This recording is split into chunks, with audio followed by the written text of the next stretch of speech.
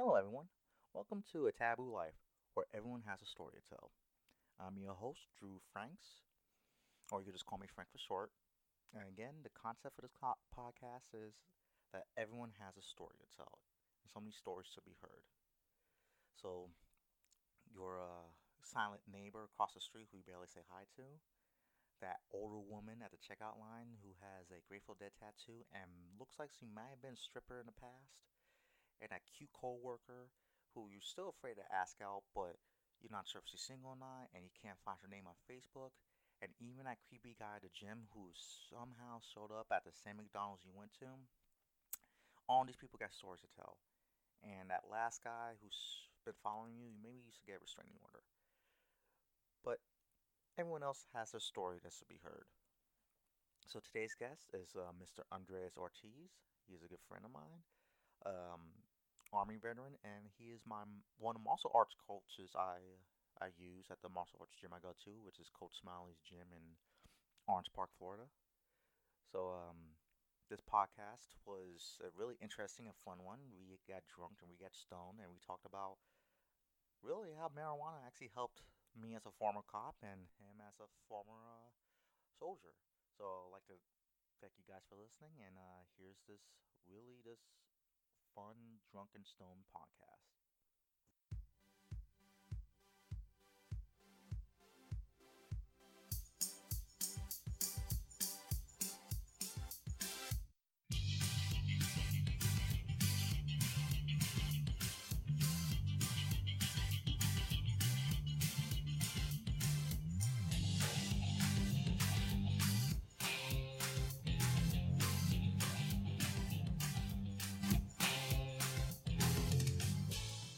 Do this. We are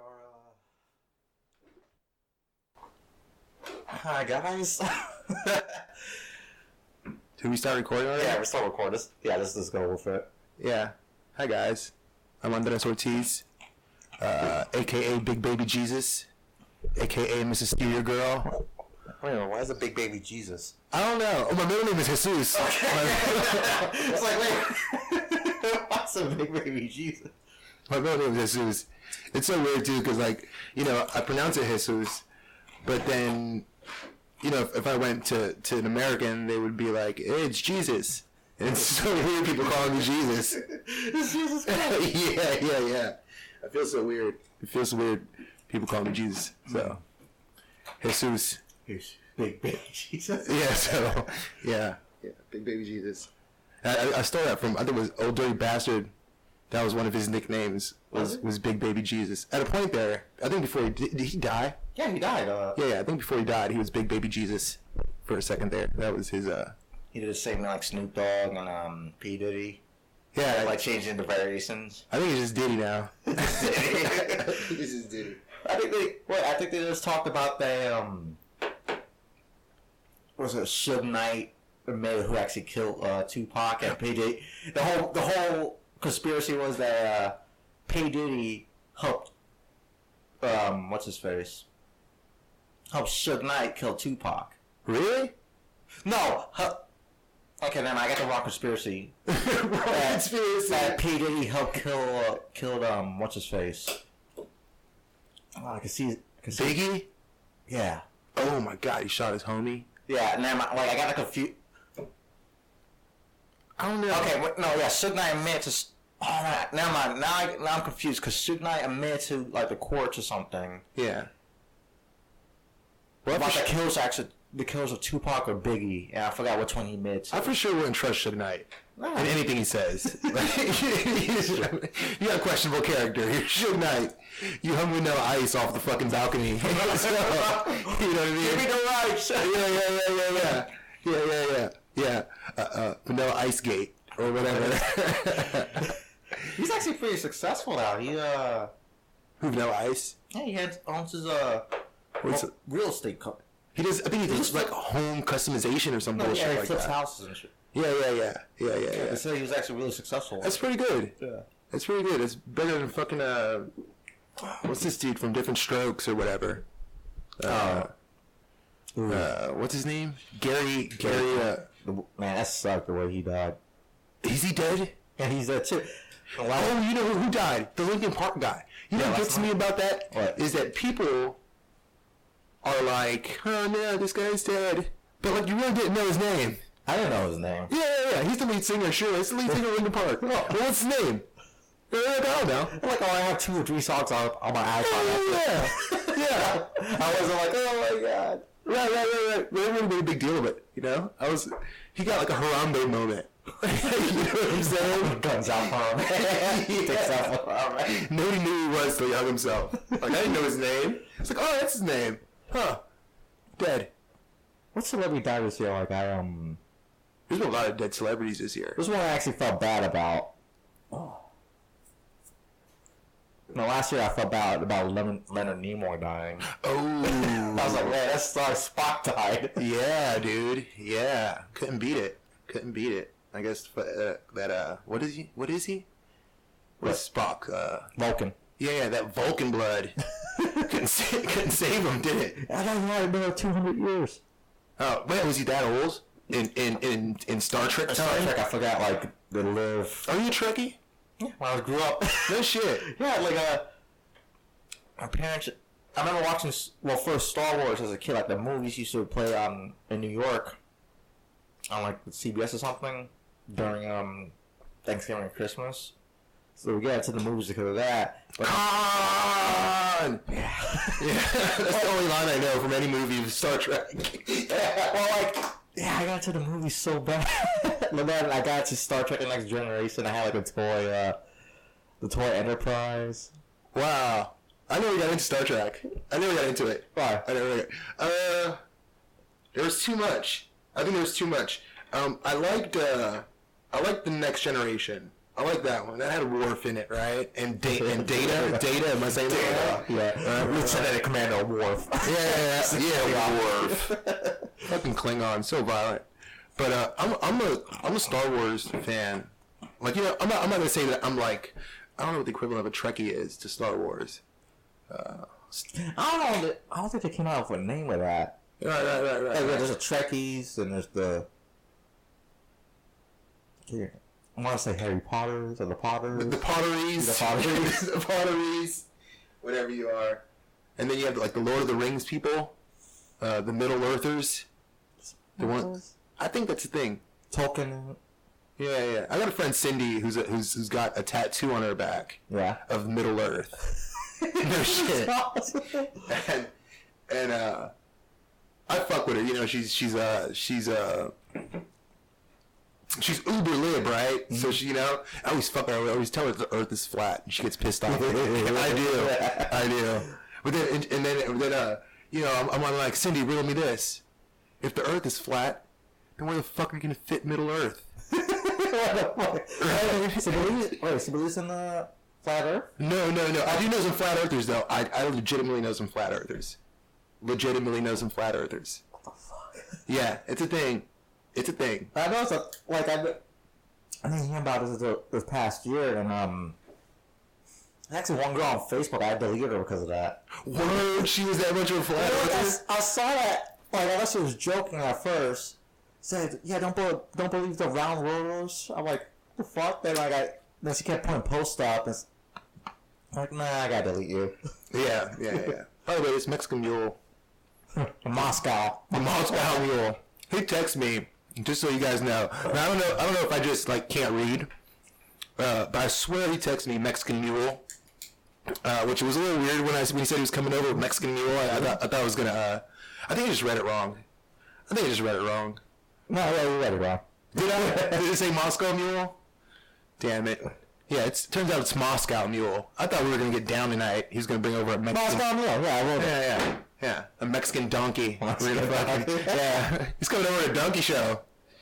I mean, that's the way to lay out the table for a podcast. I'm gonna set it all up, guys. Got a Mexican mule coming. You're not gonna see it, but we'll describe it. Yeah. It's got a big dick.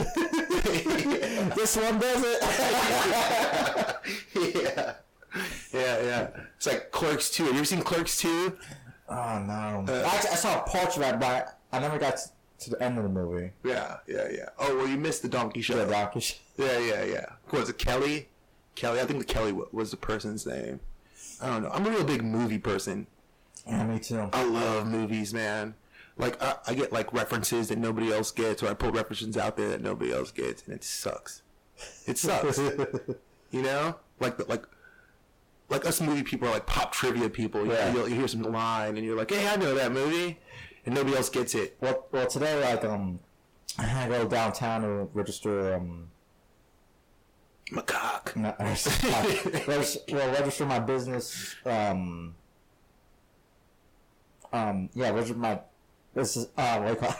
Macaque business. Register my business with, the tax office. Then I was in line thinking, Are we putting tax office in quotation marks? no, that's the tax office. Man, that stuff is strong.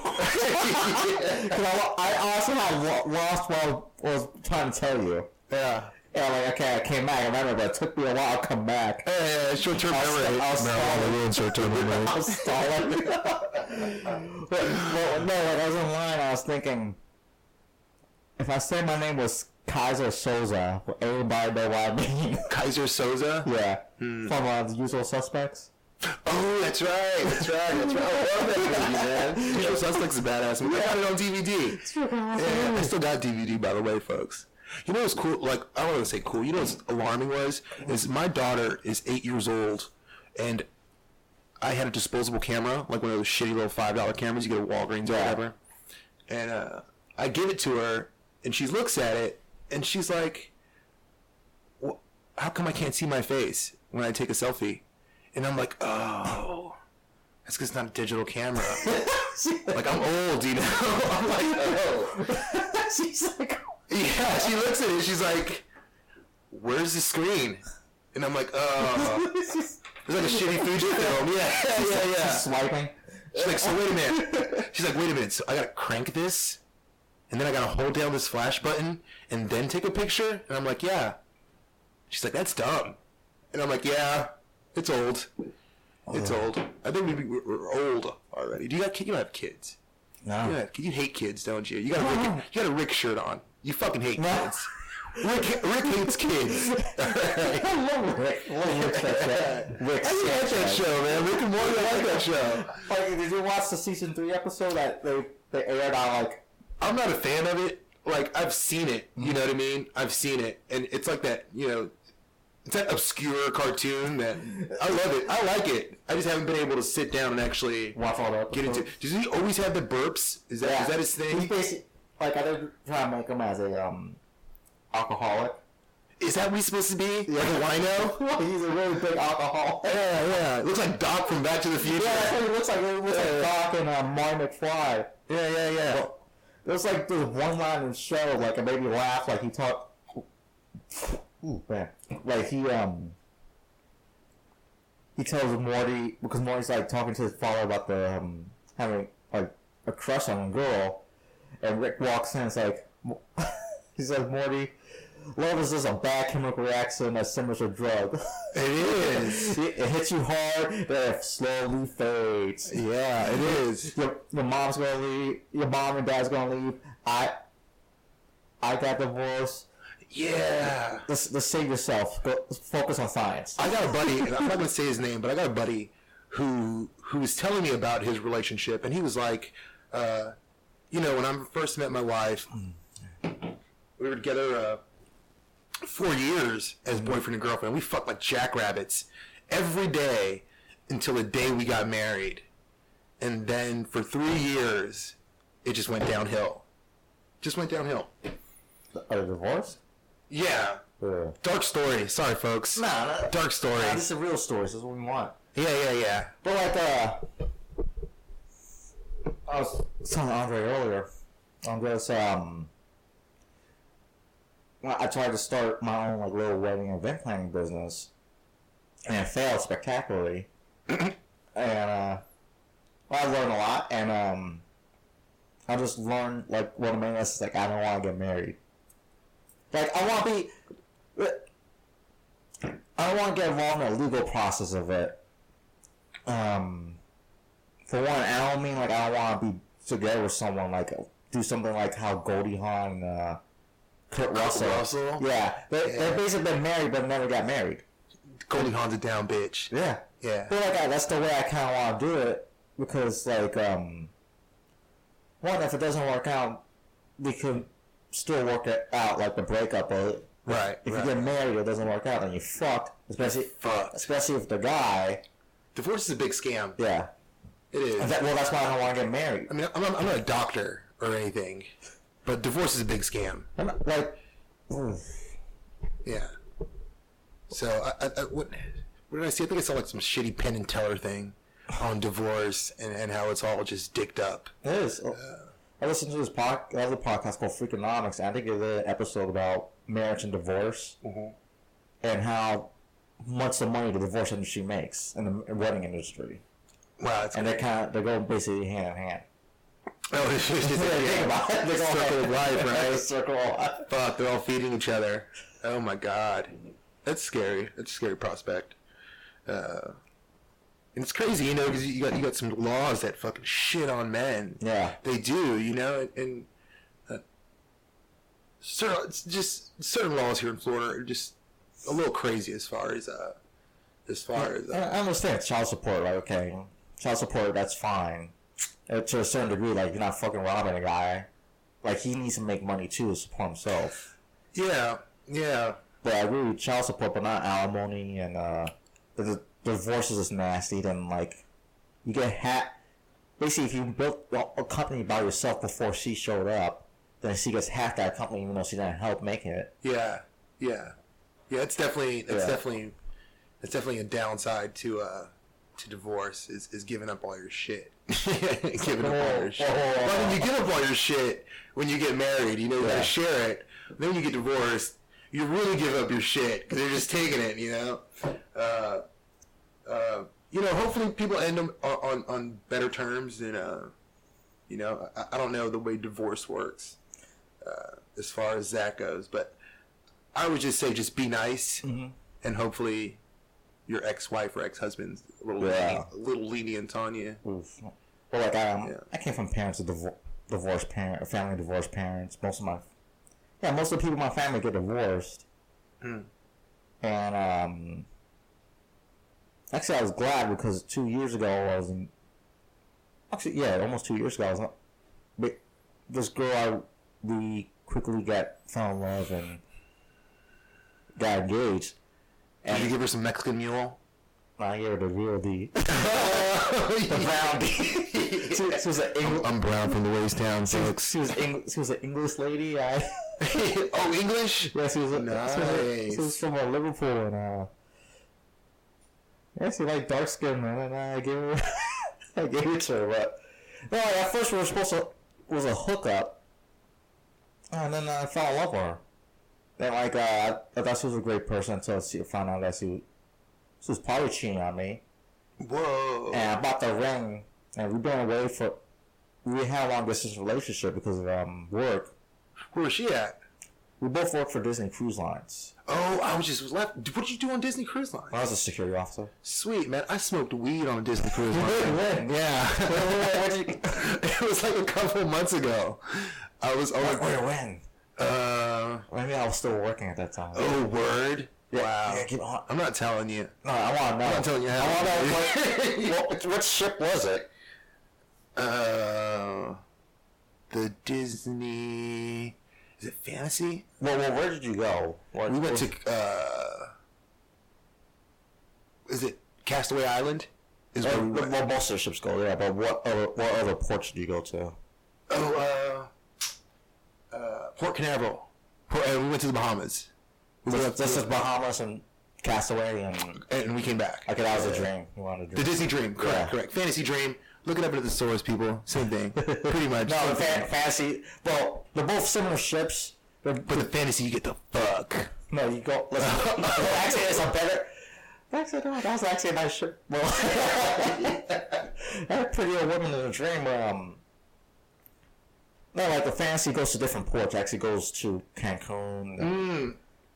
That's right. The dream just goes to the Bahamas, and the Bahamas, is a shithole. Right. Well, we were looking at going to Cancun. So yeah, I remember it. Yeah, being but the weather was looking sketchy. Yeah. And I'll be damned. if I'm gonna be out in the middle of nowhere with sketchy ass weather. Do you know what I got when I came back to land? Because I mean, it was a 7-day cruise. And I don't get seasick. But I've never been out to sea that long. And when I got back, I got land sickness.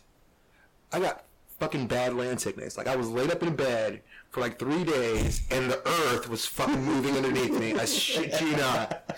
Yeah, for 3 days, man. I couldn't get up. Couldn't get out of bed. Land sickness. I went to the doctor. He called me a pussy. And, yeah, told me just lay in bed. It'll go away. I didn't know it was a thing. Yeah, it's a thing. Like, all the cruise ships have like free like seasickness pills or patches you can put on your neck. Right, but I got it on land. Oh, that happened to me when I first went on a ship for like training before I actually got started. Right. That's my first time on a cruise ship. I was out to sea for a couple of days, and I was fine on the ship. I didn't feel sick until I got home, and I was flown back home. By the time I got back home, I went to go sit down at a bar to go get something to eat, get a drink, and I just felt like dizzy. I felt the world shaking. No shit. I was like, man, this is some strong shit. Yeah. No, it was pretty cool, and I learned a lot because I'm that guy that'll just walk around and ask employees stuff. You know what I mean? So I learned a lot while I was out on the Disney Cruise Line.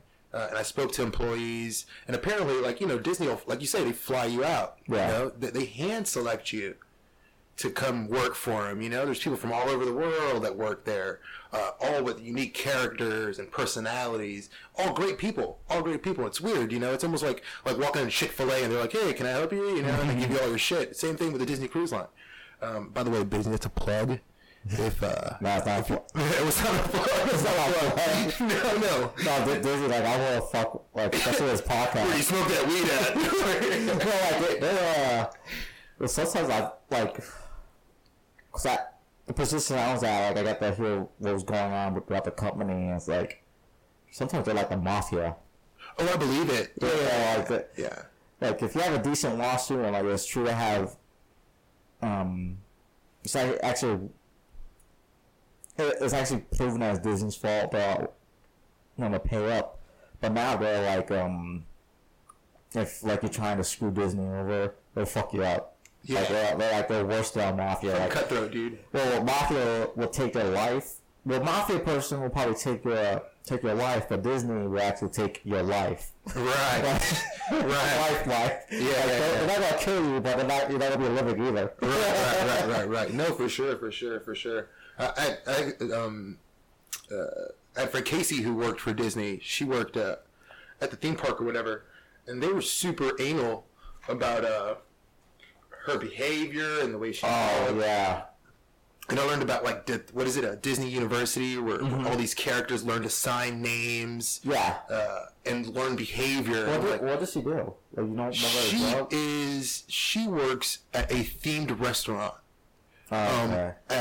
At Disney itself, at the resort. I don't know if it's the resort or the park itself. But anyway, she has to be in character, essentially, whatever the Disney character that is, or whatever behavior that is that she has to do, But yeah, she had to go to Disney University, and they kind of weed you through, and they're like, not this person, we'll throw out this person, and we'll keep this person, and here's our new Prince Charming. Yeah, well, they have tryouts and auditions. Yeah, they do. I met a guy on the cruise line who was, he actually is part of the cast on the cruise line. Yeah. Oh, okay. But he started off as like a pool boy. And then got an audition for Disney. Yeah, something that happens. They work a different position just to get a foot in the door. Yeah, but it was really cool, man. Like, and the next time I go, I think I pay enough money to Disney on some of these fucking cruise lines because they're so expensive.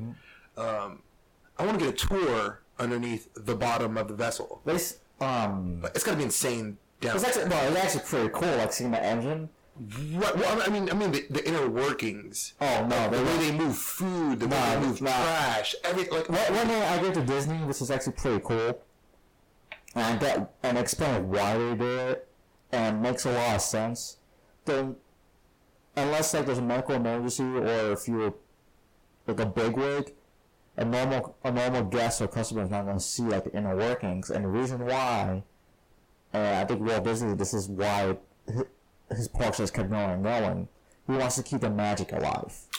Right, I noticed that. Yeah, if you see what's going on, it takes the magic away. It's a whole different world above deck than it is like even the park. Like they took us on a tour into Magic Kingdom, and it took us the backstage area behind everything.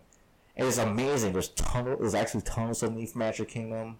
Right, I saw a documentary on when they were building it. Yeah, they got an entire infrastructure. Underneath ground. Well, it's not underneath because you can't dig underneath Florida because of that. They raised it up. Right, so basically, I think all the parks are like 2 or 3 stories high. Right, I remember that.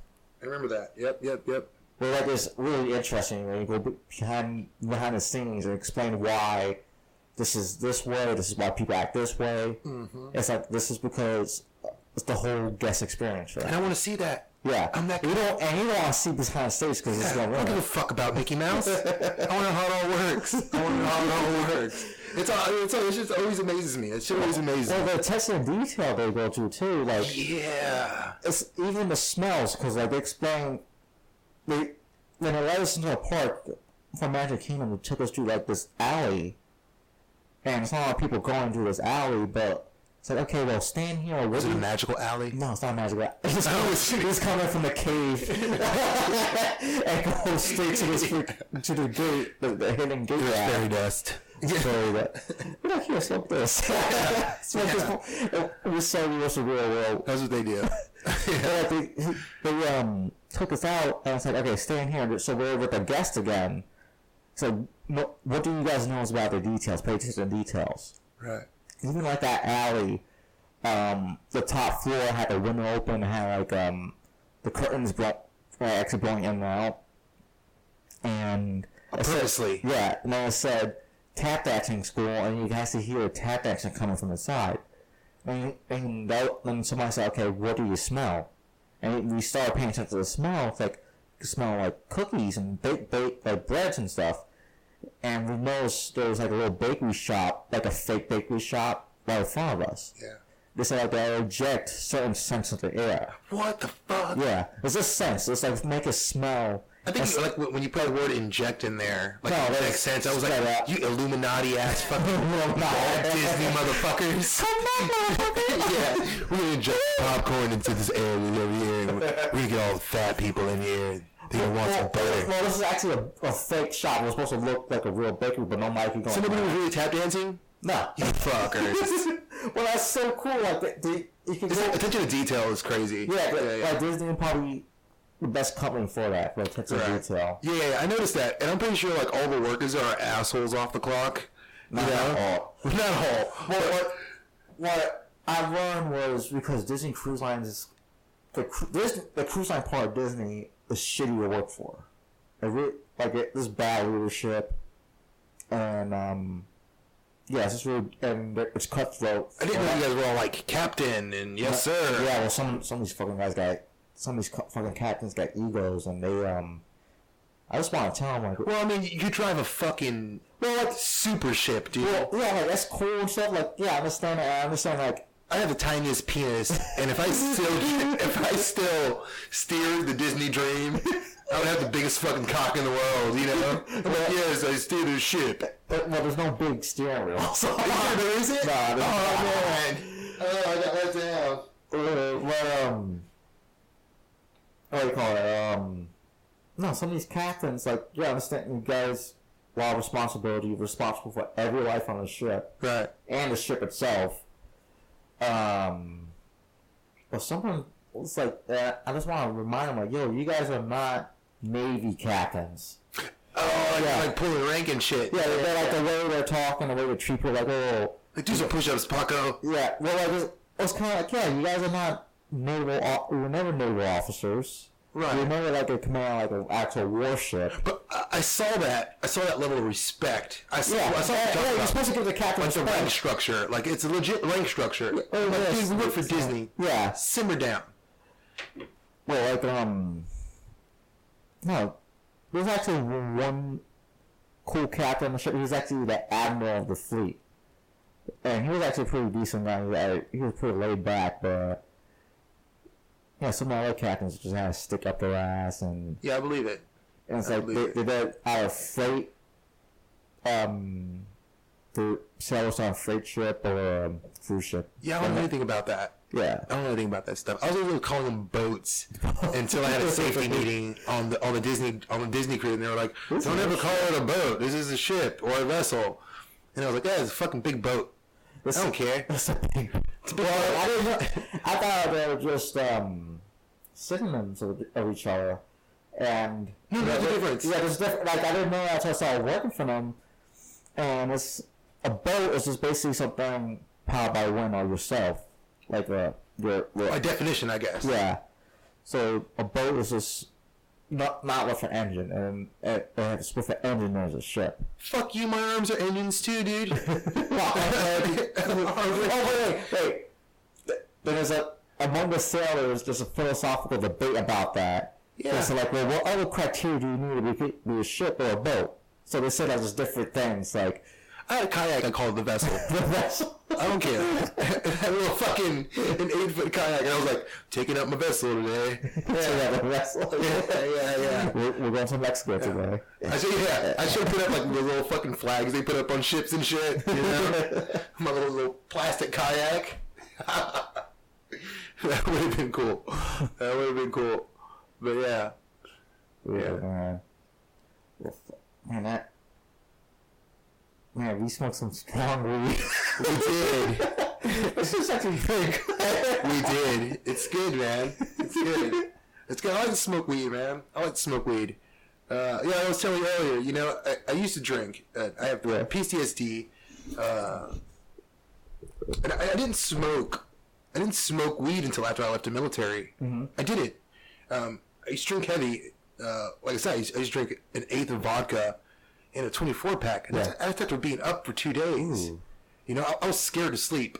There's a part of my life that I was scared to sleep. Yeah. You know, because of the dreams I was having. I still deal with it. But I've learned to deal with it. Because when I left the military, PTSD didn't exist. Well, when did you leave? It was back in 2005. Oh, okay. You know, so we were still in the Iraq War. Mm-hmm. So that stuff just didn't exist. Yeah. You know what I mean? It just didn't exist. So they didn't know how to handle us. Yeah. So we were left to our own devices. A lot of soldiers were left to their own devices. You know, I know a lot of friends that either committed suicide or they OD'd on drugs, or you know, they lived like the Vietnam veterans of the 70s and the 60s. You know, they live homeless. They can't adjust society. And I still have my days. Where I wake up and I gotta change my sheets because it's covered in sweat, or I gotta lay a towel down because I'm covered in sweat, or I wake up on the floor or close to underneath the bed because I'm scared of artillery rounds. You know, it's a reality. Do you not look? Oh, ooh, man, I'm sorry. Tongue-tied. Do you dread like Independence Day or July 4th because of the fireworks? You know what? Like, if I get caught by surprise, then yeah, you know, it gets me. This year, I remember I was driving down the road and I hear a big mortar go off. Yeah, and it startled me. But I've gotten used to it. The whole thing was since PTSD wasn't a thing back in the day, mm-hmm. I kind of had to deal with it the way I dealt with it. Yeah. You know, I've had sleepless nights. I've had a cluster of sleepless nights, you know? I just dealt with it. I've dealt with it. And like, I credit other things like martial arts and then, you know, the use of cannabis. Yeah. To help me deal with society. I used to walk around with headphones on my ears. Wow. Because the commotion of people used to freak me out. Yeah. You know, used to freak me out. So you usually drown it or like kind of right. As long, you know, ignorance is bliss. Yeah. If I can't hear it, then it's not there. So I'd blast music in my headphones, just to be able to walk outside, just to be able to walk down the street, you know. And then, you know, when I came back to America, I still had my bad drinking habit. Yeah. I'm just drinking myself to sleep. Oh. And then my cousin was like, "Hey man, why don't you just fucking smoke a blunt?" Yeah. You know? And I slept like a baby that night. I slept like a fucking baby that night. And I never turned back to that binge drinking lifestyle again. I just never did. Wow. You know, I may go through an eighth of weed a day. Mm-hmm. But so what? You know, so what? If that's what it takes for me to be able to function in society, apart from drinking. Well, I don't drink anymore. Yeah. Besides this Mexican Mule, I'm going with Mexican Mule, just because I'm Spanish, and we're gonna own it. Yeah, we're gonna own this. Shit, Mexican. Yeah, we're gonna put some Corona. And all of us are Mexican. Right, you're not Mexican. No, I'm Puerto Rican. Are you Puerto Rican? I'm Puerto Rican. Oh, really? Yeah. I thought you were Honduran for some reason. Dominican. No, Dominican, yeah. I don't know why. I was thinking, he's probably Dominican. All you Puerto Ricans out there, he just called me Dominican. Alright. Dominican Joe. He's my house. Yeah, call me Dominican. Dominican Joe. Yeah. I you know, ever since I started smoking cannabis, it's been easier for me. You know, either I still have my bad nights and I still have my uncomfortable days. But the cannabis actually helps. You know, it helps me, you know, whatever. And it might be that I'm high. Yeah. And that's fine. I'm an adult. You know, I can do that. Well, like, they're doing, like, a lot of studies. Was it John Hopkins? Like, certain illegal drugs, like, more like,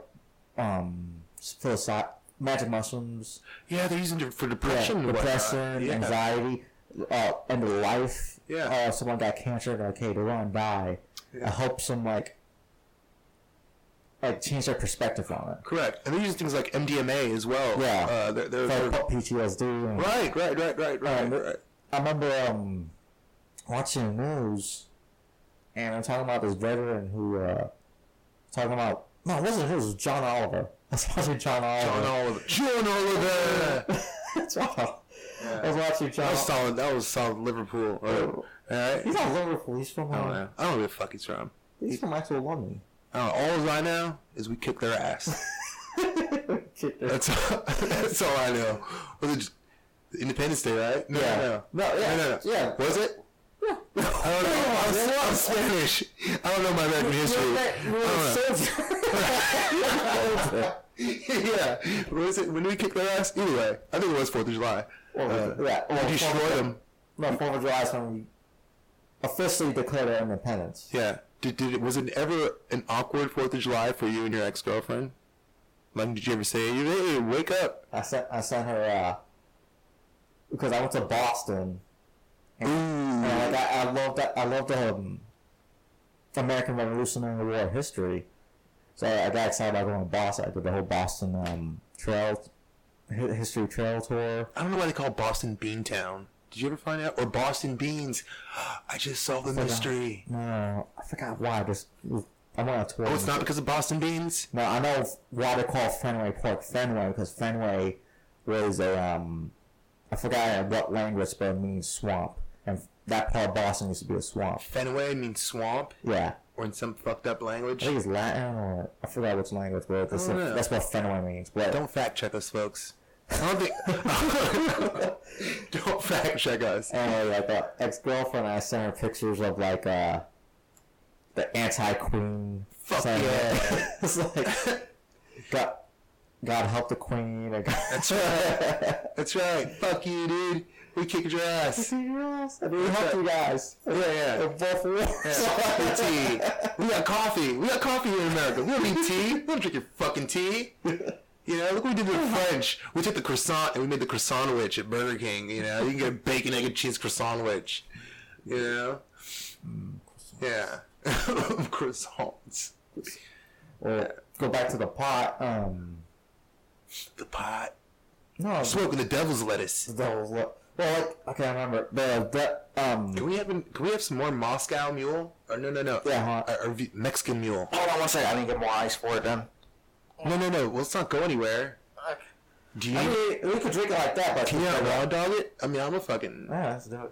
Let's raw dog it, right? Wait a minute. Our table's abnormally long. Wait a minute. Kind of tapping towards me. Wait a minute. Hold on. Let me get up. Right.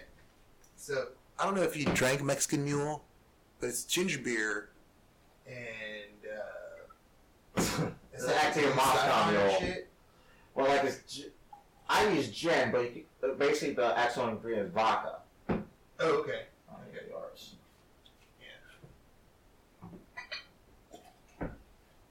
Mexican Mule. I'm going to stick with Mexican Mule.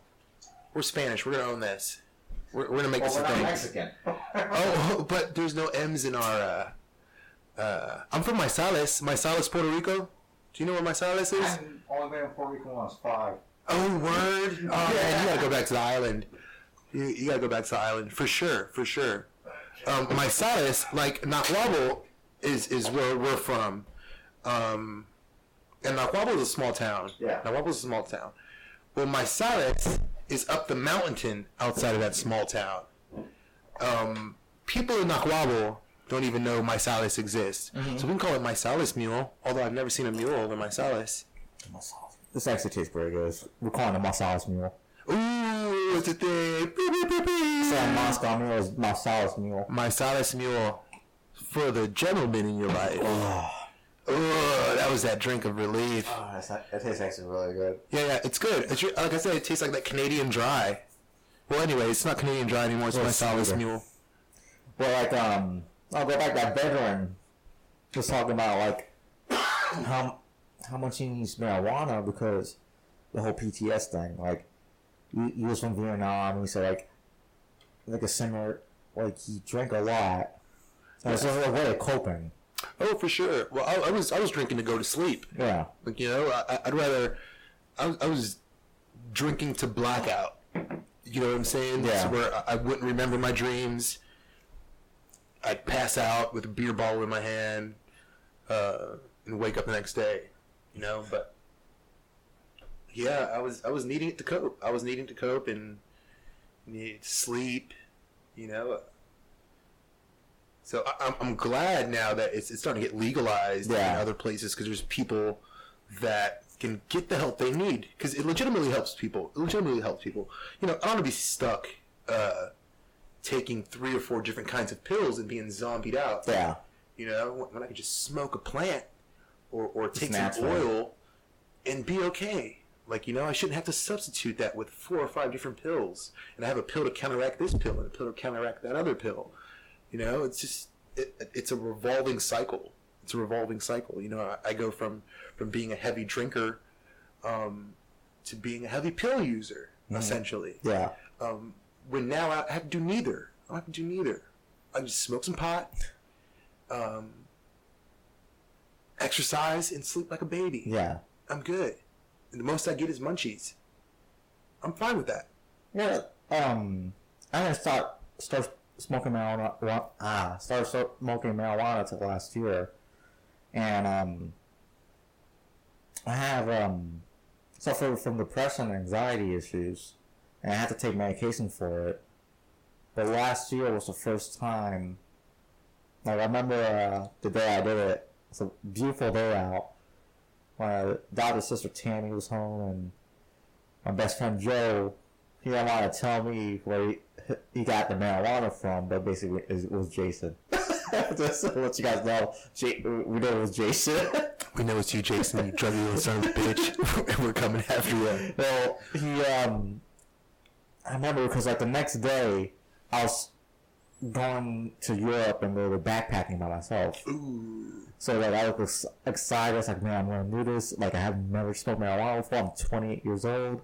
You're gonna love it. Yeah, like I didn't know what to expect. Did you eat any hash while you were over there? I love hashy. No, I didn't. In Europe, like I wasn't into the parts that were legalized. But back in Jackson, when my friend brought it over, he told me like, okay, before I show up, go get your favorite food. So I got some Tijuana flats, like the quesadillas, the chips, and the queso, and we sat outside. And Tammy sat outside with us, and I didn't know how I was smoking. I kept I I'll turn it out. You're like, hey, what's this guy? Yeah. And he had to hold the pipe for me. He's like, here, okay, smaller breaths, smaller breaths. Yeah. Well, nothing happened at first. Then within 5 minutes, I just had a sudden like realization, like, man, this is the first time in my life I felt this calm. Dude, I remember the first time I smoked. I bought a quarter ounce of fucking Jamaican red hair. Yeah. And I mean, it was like, I don't think you find Jamaican red hair around here anymore. But it was my first bit of high grade weed, you know, and I smoked the entire quarter in one night out of an electric bong. It was a little self-lighting electric bong. And I went to go see this movie at the movie theater. Yeah. I got home, like, for one, it was like the longest movie in the world. I think I only sat through like 10 minutes of the credits. What's the movie? Was it the Hardy Boys or the Hardy Brothers? It was some fucking gangster movie. Anyways. Oh, okay. But I thought I was going to die that night. I thought I was going to die. I did. I was laying in my bed. I was staring at the ceiling. And I could feel my heart beating. And I was like, oh, God. I'm going to die. I'm going to die. And then I woke up the next day and I was like, oh, this is great. Well, I got like that a couple of months ago because I went to go to one of my good friend's wedding. And she and her family and friends invited me to the after party. And I smoked I guess the shit I have at home is really weak shit because when I smoked it, I was like, whoa, what is this? And her cousin looked at me. It's like, that's marijuana. Like that Tennessee accent. That's marijuana. Yeah. So, like, this is the real shit. Yeah, like the real shit. But I had like a little panic attack because I was like, oh my God, I'm freaking out. But like I had that voice of clarity, like that pop voice. And when I get high, my inner dialogue sounds like Seth Rogen. Your inner dialogue is Seth Rogen? Yeah. Like, usually I hear my voice as my inner dialogue. Like talking to myself, except it's some now Seth Rogen. Now Seth Rogen, that fucking voice of his, like, and like I heard that voice, like, Frank, this is all in your head. You can control this, like control like my anxiety, the freaking. Fucking relax, dude. Yeah, so I sat down, I breathed, and like, man, I feel better than I had to catch a ride with my friend and her husband and the Uber. So basically, because we're at outskirts of Nashville, so they had a hotel in downtown Nashville. Then I was staying with my friend in the south part of Nashville, so I was going to ride with them. Right. Once they get dropped off, I'll take that Uber to the south part of Nashville. And on the way there, the Uber driver was talking about he never got high before. That I kept laughing.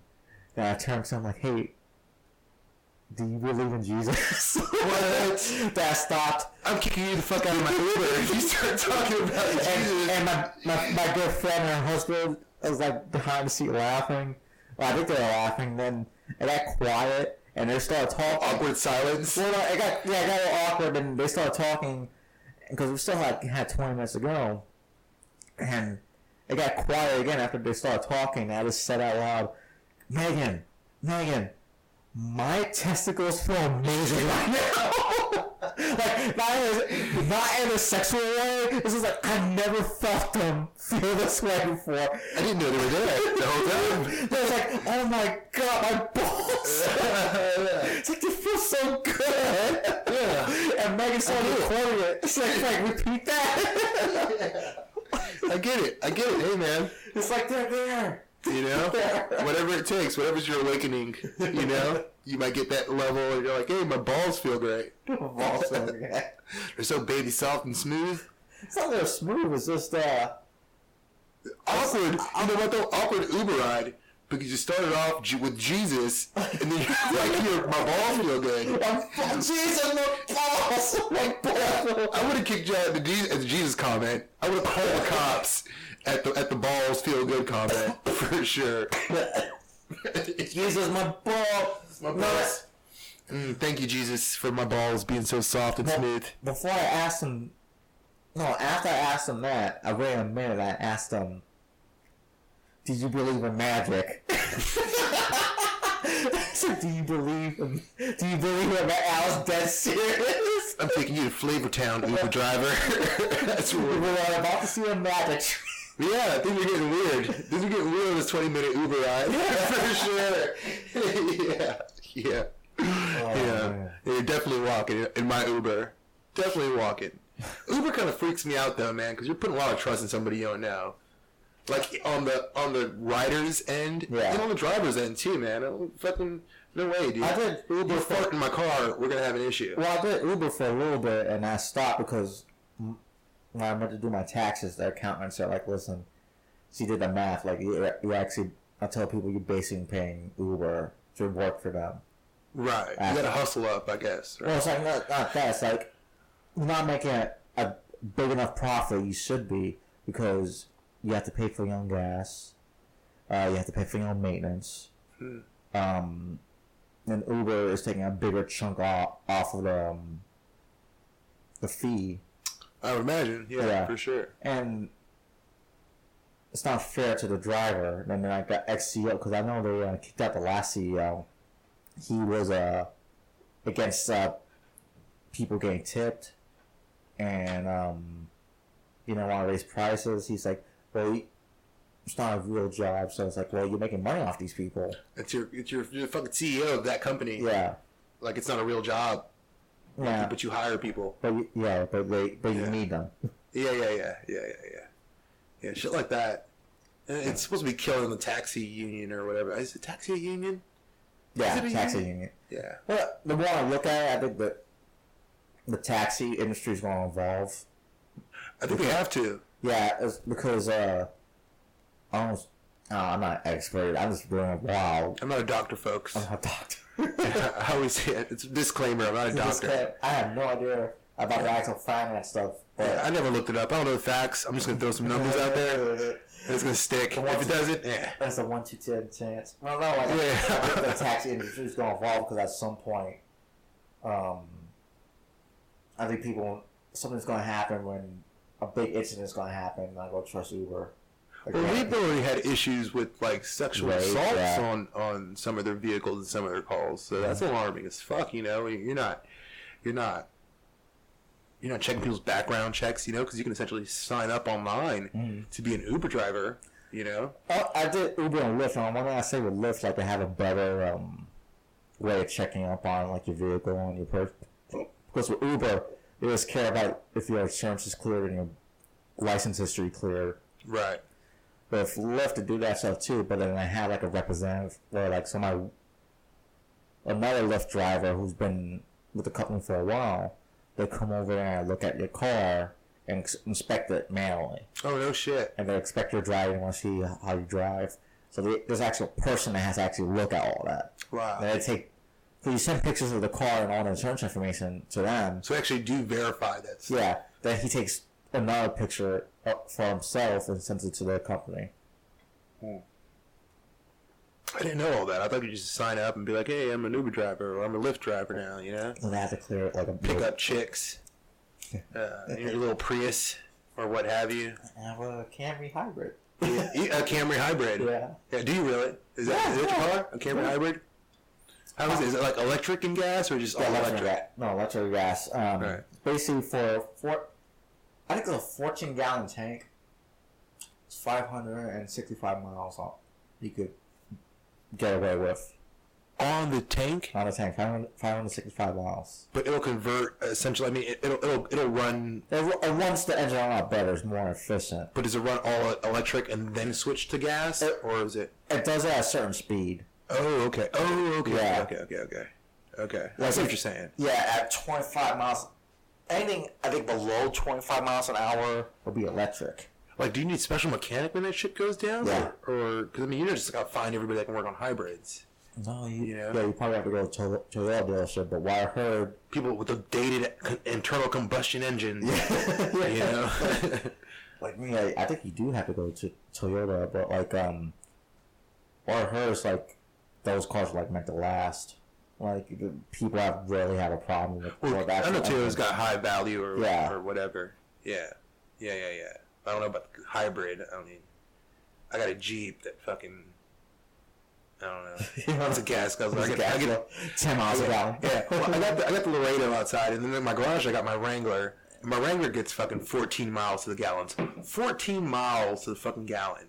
All right, that ain't shit. That ain't shit. That's like 14 miles highway. Something like 12 or 10 in the city, and like it costs more to start my Jeep than it is like to go other places. You know, it's expensive. It's expensive. But I mean, it's an older Jeep. It's not like the newer, shitty. Yeah. By the way, Chrysler, you guys fucked up the Jeep. Because the new Jeeps are shitty. I got a 2006. I got a 2005 before you guys took over, and it's great. Can we go back to that? I'm good with gas guzzlers. I'm good. Like, you know, the environment's all good. But, I might need my off-road vehicle one day during the zombie apocalypse to run over things, you know? Or something, right? I'm prepping for it. I'm prepping for it. You know what kills me is like people here in Florida, as low as Florida is. I'm thinking about it. We're talking about Disney stacking up 3 stories. People jack up their Jeep Wranglers here, like they legitimately have canyons to go through here in Florida. You know what I mean? Like they're off-roading here in Florida. There's no off-roading here in Florida. Go all the way across. They go mudding. Yeah, they go mudding. Oh, Dude, what the fuck, man? It's like, let's go splash some water. Yeah. Yeah. What's a muddy puddle? A dirty puddle? What do you go from playing in puddles when you're a kid to fucking just mudding as an adult? Is that your evolution of play? You know? So, you know, we see them with the jacked up lifts. Some yuppie. You know what I mean? Some yuppie. And they for sure don't go off-roading with it, you know? All-white Jeep. Oh, what? Never gets dirty in their life, you know? Bro shit's on it like, oh my god. Yeah. So that's always funny when I see that. Oh, At least to me. I love Mexican mule. Oh no, my sauce mule.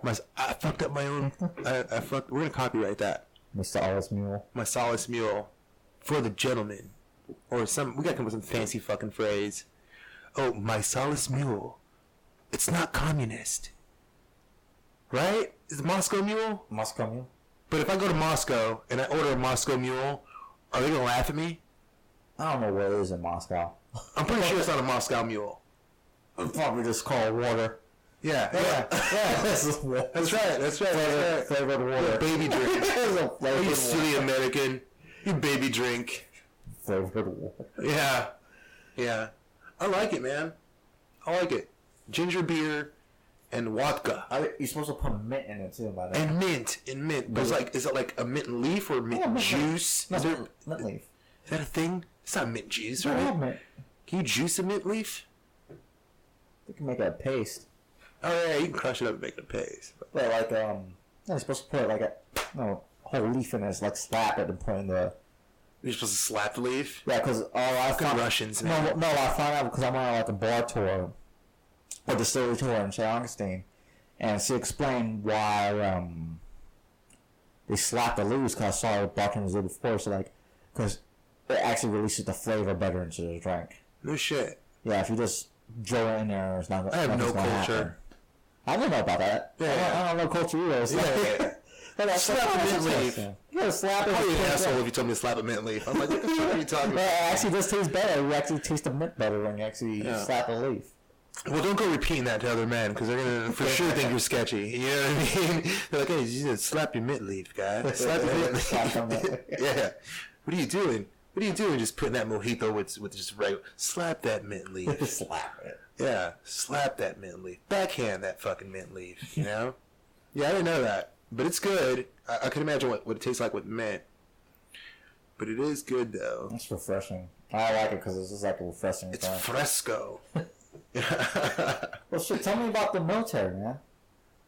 It was cool, man. Like, you know, it was cool. Like, there was a lot of, I mean, I don't want, because, you know, you got taxpayers that listen to this. Yeah. I don't want to just say what we do in the military, because you'd be like, hey, what the fuck, you know? Where are my tax dollars going? We waste a lot of money. Yeah, I think a lot of people know about that. We waste a lot of money. $2,000 for a toilet seat. $8,000 for a hammer. Just a little dumb shit. Just a little dumb shit, you know? We'll burn rounds. We'll put the gun range. Yeah, we'll, lob boxes of grenades. That's awesome. Yeah. I mean, that's pretty cool, for box of grenades. Oh, fuck it. For the child in you, being an infantryman is it's almost like a dream come true, because you go through all this training and you're shooting thousands of rounds of ammo, and you go to demolition school and learn how to blow things up. By the way, 110 pounds of C4 was my biggest explosion. 110 pounds. How big was the explosion? I got in trouble that day. I had to stand there and guard the hole. Okay? This fucking hole that it created was big enough for you to drive an up-armored Humvee with a gunner and still be level with the ground. You know what I mean? Like, it'd be buried in this hole, in this massive hole. And I daisy-chained it. Daisy-chain is what we use to, let's say there's mines around, or we think there's a booby trap around. We'll daisy-chain this. We'll set up a bunch of pounds of C4 with detonation cord and in a matter of seconds, a daisy-chain. Yeah. I did that in a giant spiral. Yeah, 110 pounds. Well, what they told me was, and again, this is where we're wasting. Don't come after me, big brother. This is where we're wasting taxpayer dollars. Yeah. They told me, you can blow up whatever you carry up that mountain. Cool, dude. I grabbed a fucking crate and I strapped it up to my back, and I fucking chucked up that fucking mountain, And I blew that shit the fuck up. I blew it up, man. They were pretty impressed by it. I got in trouble, but they were pretty impressed by it. What did you get in trouble for? For the size of the explosion. It was a little excessive. Yeah. I found a C4 does a lot of damage, 110 pounds does way more damage than you would think. So I had to stand there. I had to go out there I was in Germany. Yeah. And stand out there in the dead of snow, guarding this big fucking hole. It was part of a dick detail, Yeah. That was part of my punishment, Stand here and guard this hole until somebody comes in, fill it in the morning, and I had to stand out there, and yada, yada, yada. But I blew the fuck out of that 110 pounds of C4, right? You can't take that from me. I'll stand and guard a hole. I'm good. 110 pounds. Yeah, I'll guard this hole, So we did a lot of cool stuff, I've worked with special forces guys, doing mount training, which is more urban tactics. Something that a SWAT team would do, or some or the other. Mm-hmm. I was in special weapons unit, so I was able to play with all these cool toys. Not toys. I don't want to piss anybody off. They're not toys, but but all these cool things. When you grow up playing GI Joes, or you grow up playing, what have you.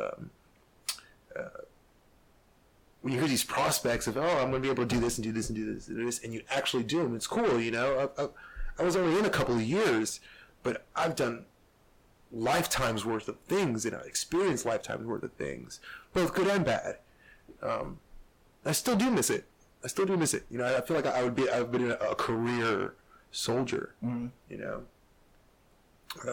the military was fun, man. It was fun, for sure. How long were you in the military? It was 5 years. Okay, wow. 5 years. It was short, man. It was pretty sketchy. Like I said, I got tired of getting shot at after a while. Holy shit. It is. It's rough, man. It's rough. Definitely. Right. Yeah. Well, what made you join? My family, my grandfather, served in the same unit I did, just a different company. Yeah. Back during the Korean War. Wow. And World War II and stuff. So, my family, as far as Latinos go, we've been serving in the military for a long time. World War II, Korea, Vietnam, Desert Storm, Desert Shield, Iraqi Freedom, with myself. Yeah.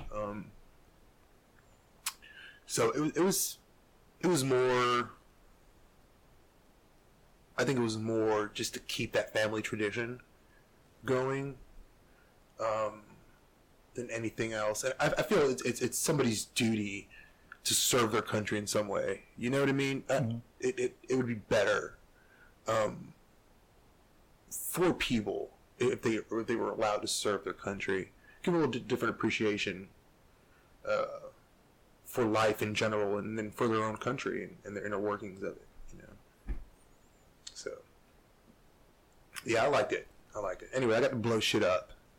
I got to shoot shit. How was that? Is that? I turned my phone off. He broke the cardinal rule in podcasting and had his phone on people. You hear that vibrating? That's Frank with his phone. I forgot airplane mode. There we go. Airplane mode. I just got mine in the living room. I think I turned the ringer off though. But yeah, the military was cool.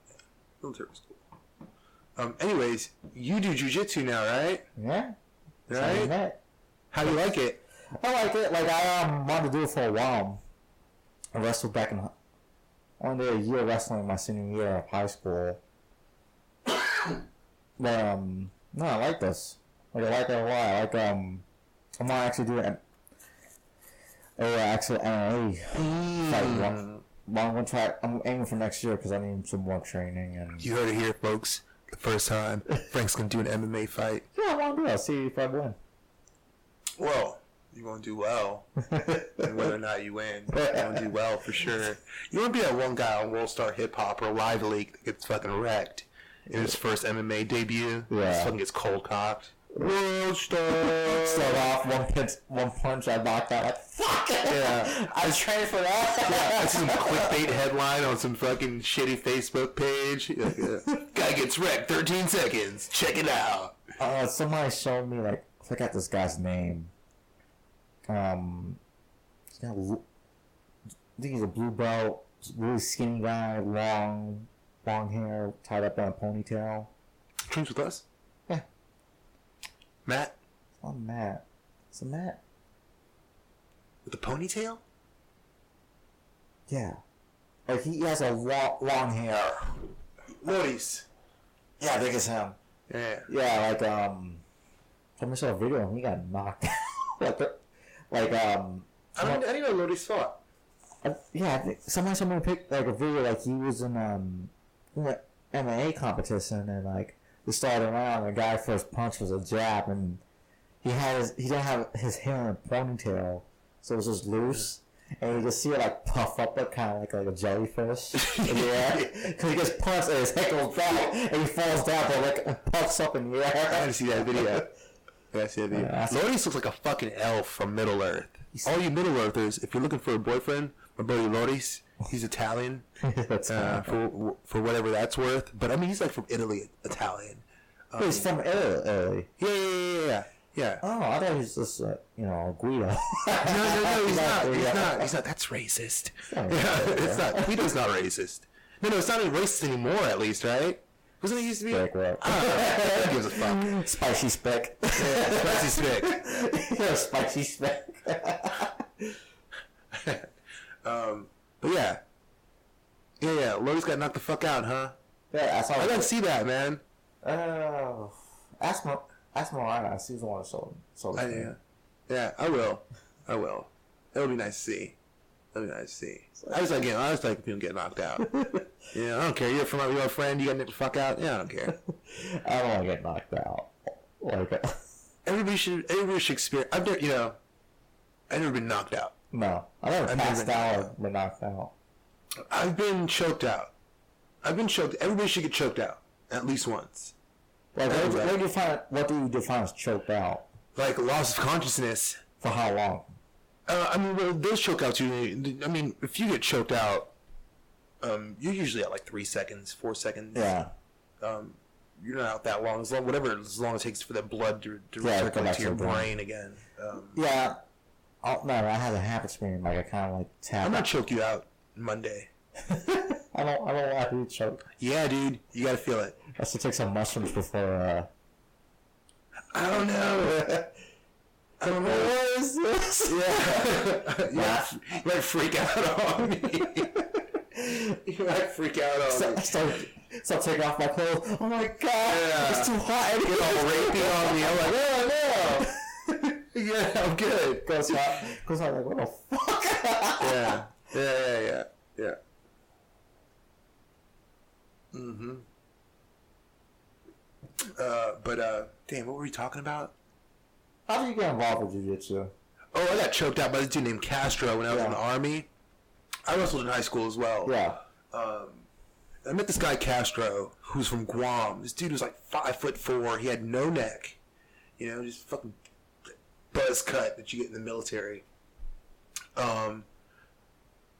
And he was like, "Hey, yo, do you want to come roll? You want to come train or whatever, you know?" And I was like, "Oh, I don't know. You know, I wrestled. I thought wrestling was superior, you know, obviously, coming from the West, you know. And I couldn't, like, this dude was triangling me.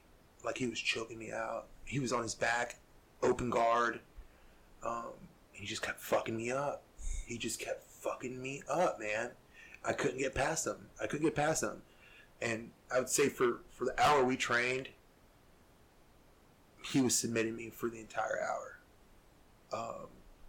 And I asked him, you know, I was like, you know, what is this, you know? And then he was like, oh, yeah, you know, I train Brazilian Jiu-Jitsu, and, you know, this is open guard, and, you know, whenever you come in with your head down, blah, blah, blah, I just throw a triangle in and choke you out, you know? And that's how I got involved with it. Yeah. That's how I got involved with it. It was one of those, you know, you get beat up and then you need to learn what it is stories, you know? Why did that happen? Yeah. You know, well, for the longest time, I thought it was like cool, you know? I just take you down, I can hold you down. So good. But Marsalis Mule, copyright and traded, 2017. You heard it here first, folks. Right? 17? Yeah, well, but by the time this comes out, probably 2018. Is it? Well, what I'm going to do is, like, I'm trying to get as many interviews done as possible. Then you better scratch out this date.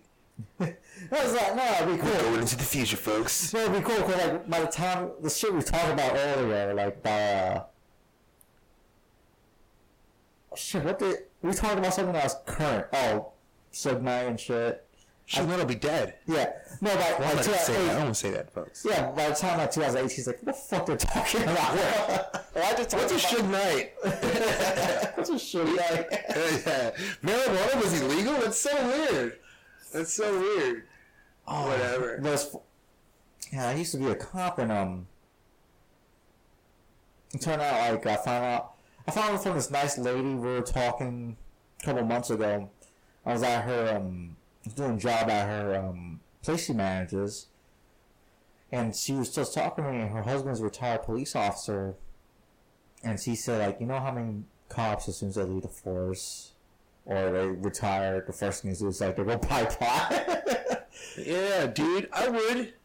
I mean, why not? Why shouldn't marijuana be like a cigarette? Why shouldn't it be like a cigarette? I mean, like, don't do it at work, or don't do it while driving, but, like, yeah, that, like, should be the same laws as alcohol.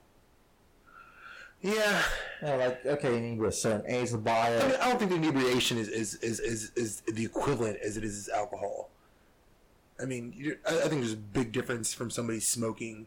Then, but, like, no, like, okay, you guys want to make it safe like that, because we already know how to do those rules. We know how to do the customs, not customs, or I can't think of the word right now, but, like, we know the laws of it. It's just added to it. It's like, okay, it's same law. Don't smoke while driving. Don't drink while driving.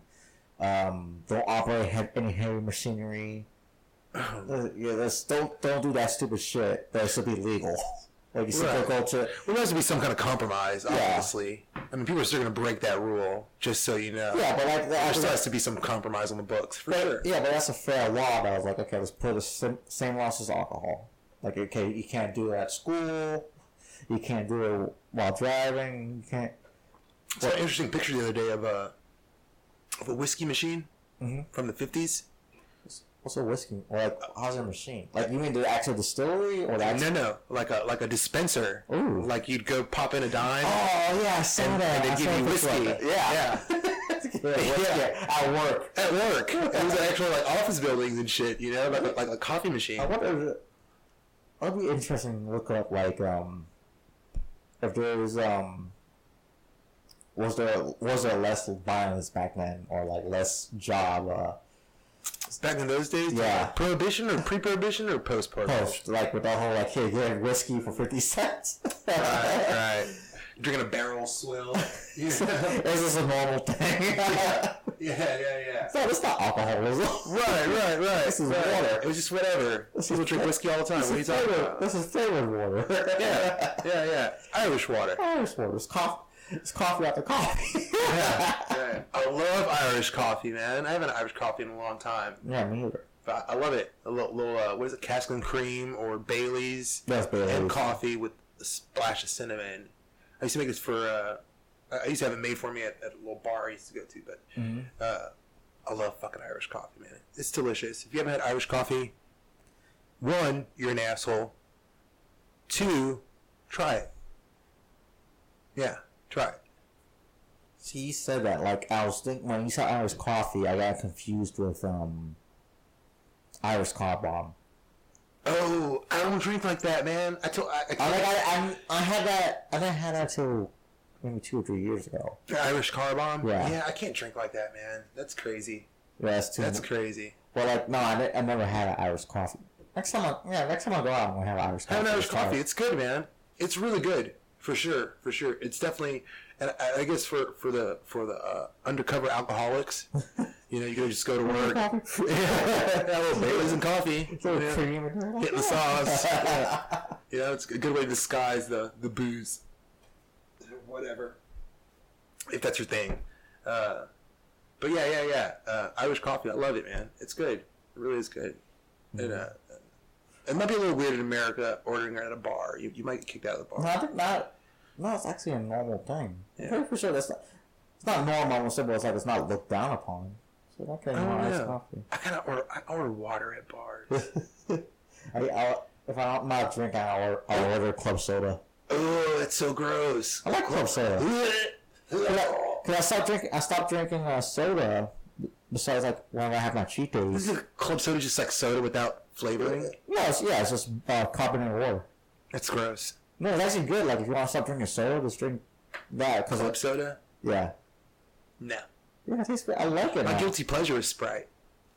Dude, my guilty pleasure. Oh my god, I will go to the gas station and I love fountain sodas. That's like my guilty pleasure. Like, so I normally I do that whole gallon of water a day thing, but occasionally I want a soda, so I will go to the gas station and get the biggest fucking cup they have and fill that some bitch up with Sprite and go ham on that Sprite in like 5-10 minutes. I'll just fucking slurp it down, and that's like my guilty binge.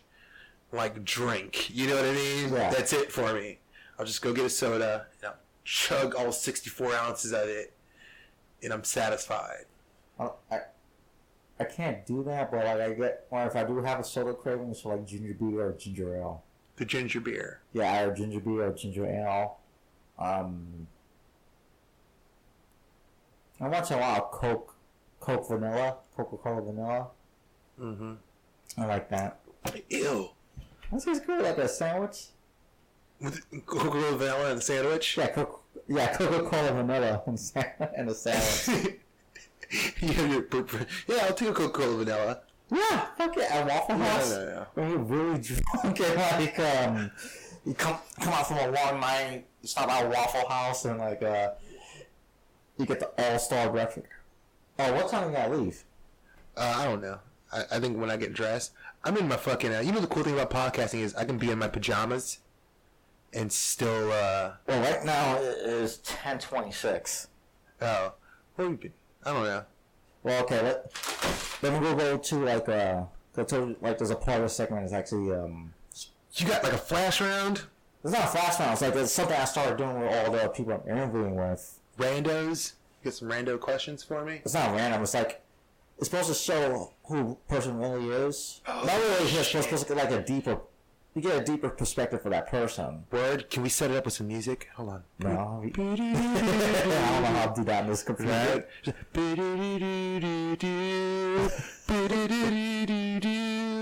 Nah, basically these questions like start off like kind of like really fun questions and gets a little bit serious. Answer number 1, my dick. Well, what's the question? I don't know. Alright, well, this is the first question. Given the choice of anyone in the world from any time period, who would you want as a dinner guest and why? Oh, man. So, like, let's start with That's a good question. Well, let's start with those fun questions to get a little deeper, but if you don't feel like answering it, you don't. I'll answer that. Okay. Fucking Genghis Khan. Genghis Khan. Genghis Khan. Is it Genghis? It is Genghis Khan. That's the way it's pronounced properly in their languages. Well, why? Why? Yeah. I just think I would like to know, like, just him in general. There's so little we know about Genghis Khan. Yeah. We don't know where he was buried. All we know are, like, the mythical stories, or he came from the moon and stuff like that. Most of Mongolia, most of China could chase their ancestry back to Genghis Khan. Yeah, he's fucking bitches left and right. He's stuck out. Like, I got the money He's to sticking pay his for dick this. wherever. He's like, I can pay for all this. I'm Genghis Khan. I'm master of the world. It's like, Fuck me. it's like, I want 2,000 wives. And he's like, okay. Yeah, he's walking around with his dick out all day. He's fucking, hey, everybody's related to Genghis. He's like, man, I'm the best parents in the world. Yeah. And there was like, if you know the history of the Khan family and how they arose and whatnot, then it's very interesting that we have this massive footprint they created. Yeah. But there's so little of what we actually know about them. So I think, like, if I could have a dinner guest of anyone in the world, I would ask Genghis. Yeah. Because he was, in his own Mongolian world, the king of the universe, the first king of the universe. Yeah. He conquered most of the known world. Most of the known world, up until the steppe, until the steppe tribes. And then you had the Persian Empire. You had the Spartan or the Roman Empire and the Grecians. But from the Silk Road, I mean, you're literally talking about right into where the Eurasia starts, or from basically the beginning of Asia all the way to the Far East. Mm-hmm. He owned all that. That was him, and he stuck his dick all over that place. It's like, you see how many wars I won? Right. He created a global trade route. Yeah. From east to west, and it's pretty impressive for the time frame. What these little known people that we know so little about were able to accomplish in the world, and their massive impression and footprint in the world. Well, it's amazing, like the communication back then. It's like it probably take months or years to get like a letter to you, but they're able to do like this type of like innovation, like the Silk Road. Like, hey, there's a massive trade route, and there's a lot of language, a lot of science came out of it. There's a lot of stuff came out of Silk. The whole mirror was important, like mirror and glass, and that came out of the Silk Road. Did it? I didn't know that. Well, that helped. The Silk Road helped push that along because they had the trading of knowledge. Right. And like I was reading how interesting it's like how important to have glass and mirrors, and like what it did when it first was created. Right. Like you actually saw yourself for the first time. Right. Then there was like philosophers came out of it. Then there came science out of it. How Newton was actually see planets. Right. Using refracting mirrors and the actual lenses. Yeah. Oh God, can't remember it. But the lenses that you actually magnify the planets. Yeah. So that's who I would invite to dinner. Fucking Genghis Khan. Genghis Khan. And hopefully he didn't kill me. Hopefully he wouldn't kill me. It's like, no, just get pussy. I fuck you too. Where's that, Genghis? Where's the pussy? Yeah, little dick out. He's calling people. Where's the pussy? Yeah, you gotta set up. They need a Mexican mule. First eat, but pussy then. Yeah. Alright. When making a phone call, do you rehearse what you're going to say and why? No, you know why? I don't call people. Yeah. I'm bad about communication with people. I'm gonna text you. I'm gonna be honest with you. If I give you my phone number and you call me, chances are I'm not gonna pick up the phone. Yeah. It's not just my voice is a little misleading, so your people will listen to this and think I'm some like 5'6" fucking little guy. You know what I mean? But I'm far from it. I'm not the biggest guy, but I'm not as He's a good guy. Yeah, pretty good. I'm as small as my voice sounds. You know what I mean? So I don't call people. I don't like talking on phones. It's awkward. I don't know. So yeah, I don't rehearse anything. So I just this is text. have diarrhea of the mouth. It just goes, or the finger if I'm texting. Yeah. I have diarrhea of the finger if I'm texting. It just goes. Yeah. All right. What would constitute a perfect day for you? A perfect day? Yeah. God, just sleeping, man. Really? Just sleeping. Oh God, like if you gave me the opportunity, like, hey, I'm gonna send you to Las Vegas. I'm like, yeah, cool. Just make sure I can sleep all fucking day. You know, I don't care about all that other bullshit. Put me in a nice bedroom over. Yeah, dude, I'm not a good tourist. I don't want to see all the tourist shit. You know, I want to go on vacation and sleep. And that's all I want to do. You know, that's it. I don't want to do anything else. Yeah. All right. Well, I told you these are kind of like funny questions, and I'll get more serious, but this is a funny one. When did you last sing to yourself and to someone else? Oh God, this morning, man. I woke up this morning. There's a song called "Twilight Time" by the Platters. I've never heard of them. Yeah, it's like 50s music. Okay. I'm a fan of music, so I like different genres or whatever. But I swear to God, I woke up this morning, and the instant I rose my head up, I started singing this song. It's stuck in my head all day. It's been stuck in my head. It's still stuck in my head all day. But yeah, that was the last time I sung to myself. I was like, yeah. Well, what about to someone else? Maybe last week. To my coconut, my daughter or whatever. You know? We jam out, man. We dorks. We jam out. You know, I'm the worst dancer in the world. Admittedly, I can't dance. But yeah, me and my little coconut, we jam out. You know, we dance like no one's watching, and I sing to her. I don't sing to her like, you know, but we jam out. Anyways, yeah, we just jam out. So maybe like last week. Yeah. If you reached the age of 100 and had a choice of retaining the mind of a 30-year-old or the body for the last 60 years of your life, which one would you want? The body. Why? So I'm walking around with a heart on. Right? I'm fucking to the end. Dude, I'm gonna be Genghis Khan. I'm gonna sing my dick and everything. I got a century. I'm gonna fuck everything. It's funny because like I look at old people or someone that's got the best confidence in the world. Yeah. Who don't give a shit anymore. Dick out, fucking dick out. Balls feeling great. You know? Yeah. I live this long. I deserve to do this. Right. The mind I don't care about, but the body, I don't give. I just let the dick take care of things. It's like as long as it still feels. Yeah. As long as the vagina still feels good. I'm 30. You're talking about 30 years old? Yeah, that was good. I had a good sex drive at 30. I'll take a 30-year-old body. We'll keep that. Yeah, keep that. Yeah. Do you have a secret hunch on the way you will die? Oh, man.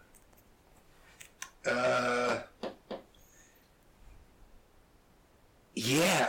It's so weird because my dad died of heart issues, and you know, being the ethnicity that I am, diabetes and heart issues and cancer just run rampant through our community. You know, so I've just realized, and I've come up to the realization I'll probably die of heart issues at a young age. My father was afflicted with a congestional heart failure when he was 52 years old. 52. Oh, shit. You know. So if the stars line up in a negative way with death and what, then yeah, that's probably the way I'm going to die. Just statistically, you know what I mean? Cancer, diabetes, or heart disease. This is Latino. So, yeah. I think it's mainly because of diet too, because we eat a lot of pork and starchy food. Otherwise, Darth Vader Darth Vader. Like he could force choke me, and I'd be fine with that. Yeah, I'll be the first Puerto Rican to die. Yeah, I'll be the first Puerto Rican to die from force choke. Dude, I want to watch Rogue One tonight. Oh yeah, it was good. I saw that at theaters, and man, I thought that was a lot better than Force Awakens. It's pretty good. You don't think it's better? Well, I'm a fan of the old Star Wars. Yeah, it's like none of the new ones no, add up to anything for me. And the prequels, the only thing I liked about it is like you get to see how Darth Vader became Darth Vader. But that's only for like 5 minutes. When he Like fucks everybody up, 15, 20 minutes of the movie. They're like, okay, that's it. Yeah. Then I like Ewan McGregor. That's the dead one, is it? That's Heath Ledger's the dead one. Yeah, okay. Yeah, I like him as an actor. He's actually a really good actor. Yeah. And Gandalf was good in Star Wars, too. I did say Gandalf, just so everybody out there. He wasn't in Star Wars. No, he wasn't, but I'm trying to piss off all the Lord of the Rings people. I was really confused. What's his face? That actor was not in that movie. He was not in Star Wars. Yeah. You need a hate mail for the Gandalf comment. Yeah. Well, alright. Next question. If you could change anything about the way you were raised, what would it be? Nothing, man. My parents were fucking studs, dude. Yeah. Yeah. My parents were they were fucking awesome. You know, they made do with what we had. We grew up poor. You know, my family came from Puerto Rico. Yeah. Didn't have anything, but we were still seeking that American dream, even though whether or not we accomplished it. Mm-hmm. It's besides the point. You know, my mother was able to go to school. My father was able to go to school and advance his career, as well as my mother. I had great parents. You know, my parents rarely fought, and if they did, it was behind closed doors. Mm-hmm. And if they did, it was a big issue. Yeah. Because they didn't fight. They just didn't fight. And again, that might be ignorance as a child. You know, maybe they fought more than what I realized. That never showed to you guys. Never. Yeah. Never. We've never seen that. You know, we grew up. There was 4 siblings. You know, we had each other as to play with. I don't think I'd change anything about the way I grew up. I grew up pretty sweet. I grew up like a pretty cool kid. Fortunate you had that. Climbing trees and, you know, it was pretty cool. It was pretty cool. Yeah. Yeah, you got lucky then. Yeah. Yeah, for sure. For sure. Especially nowadays. Yeah. If you wake up tomorrow and gain any power or ability, what will it be and why? Invisibility. Why? I'm going everywhere with invisibility. Dude, So, okay, let's go. do you really want to give me that kind of power? We're going to the Pentagon. We're going to look up. Oh yeah. Oh yeah. Spend all day looking at the secret files. I'm going everywhere. I'm going everywhere. I'm touching everything. Nobody will ever know. Alright? You'll never know. I'm invisible. Alright? I might pants a couple people. Just to fucking... That was funny shit. Like, you go to a meeting like some serious CEO, he's giving out a presentation, he's yelling at people, he just pants them. Yeah. I'm doing that. It's invisibility. For sure. That's pretty quick too. Yeah. Well, these are things. I'm a dork, man. I've thought through these things already. We want pants people. Yeah, I just want pants people. Right. What if anything's too serious to be joked about? Ooh.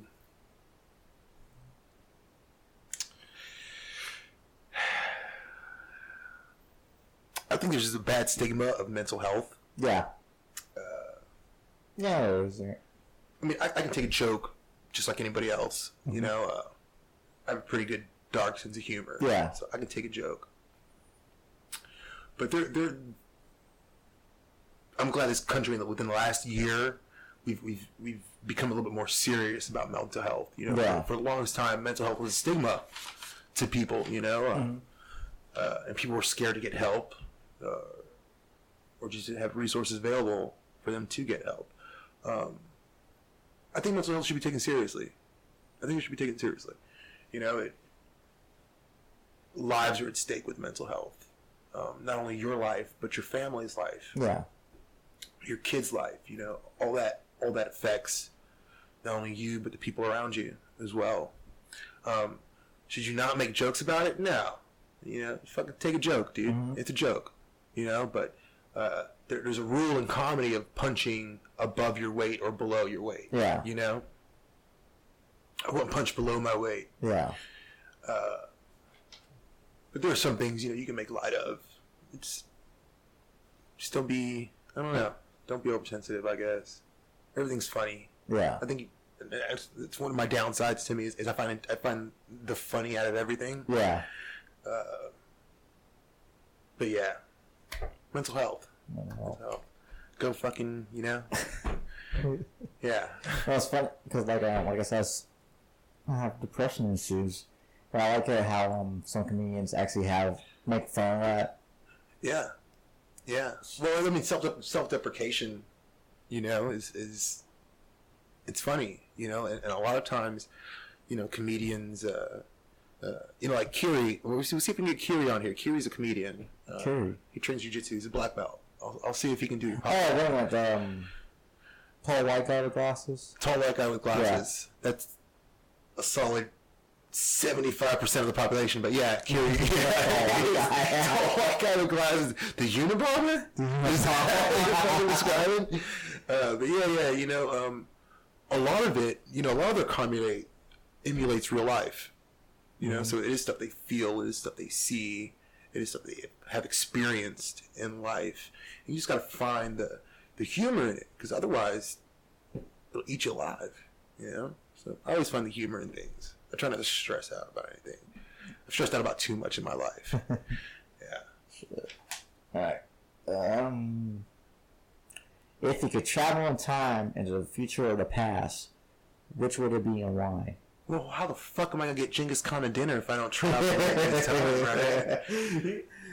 Well, that'd be interesting. Like, does he come to this?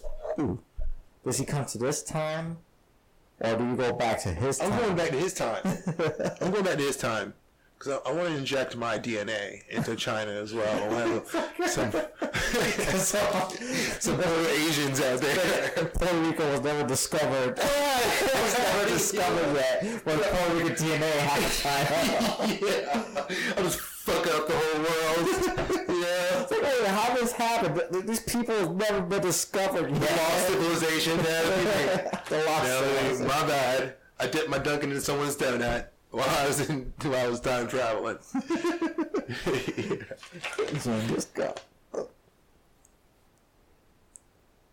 When was the first time you fell in love and how did it happen? Ooh, I won't answer that. You want to answer? No. Okay. We just went over the Rick and Morty love thing. Rick. Yeah, like that. Ugh. And it was awkward. I think the first time I got a boner was the first time I fell in love. So that sounds like every guy. It could have been anybody. It feels like every guy has that. Like, yeah. I got a boner. I was like, I love that chick. Yeah. I don't know why, but I love you. Yeah. I don't know what's going on with pets. I don't know. I was probably like a preteen or something, I guess, right? First time I fell in love. Whoever gave me my first boner, I love you. Just so you know. Actually, I think that happened to me because my dad remarried. Did you love your stepmom? Hmm? What?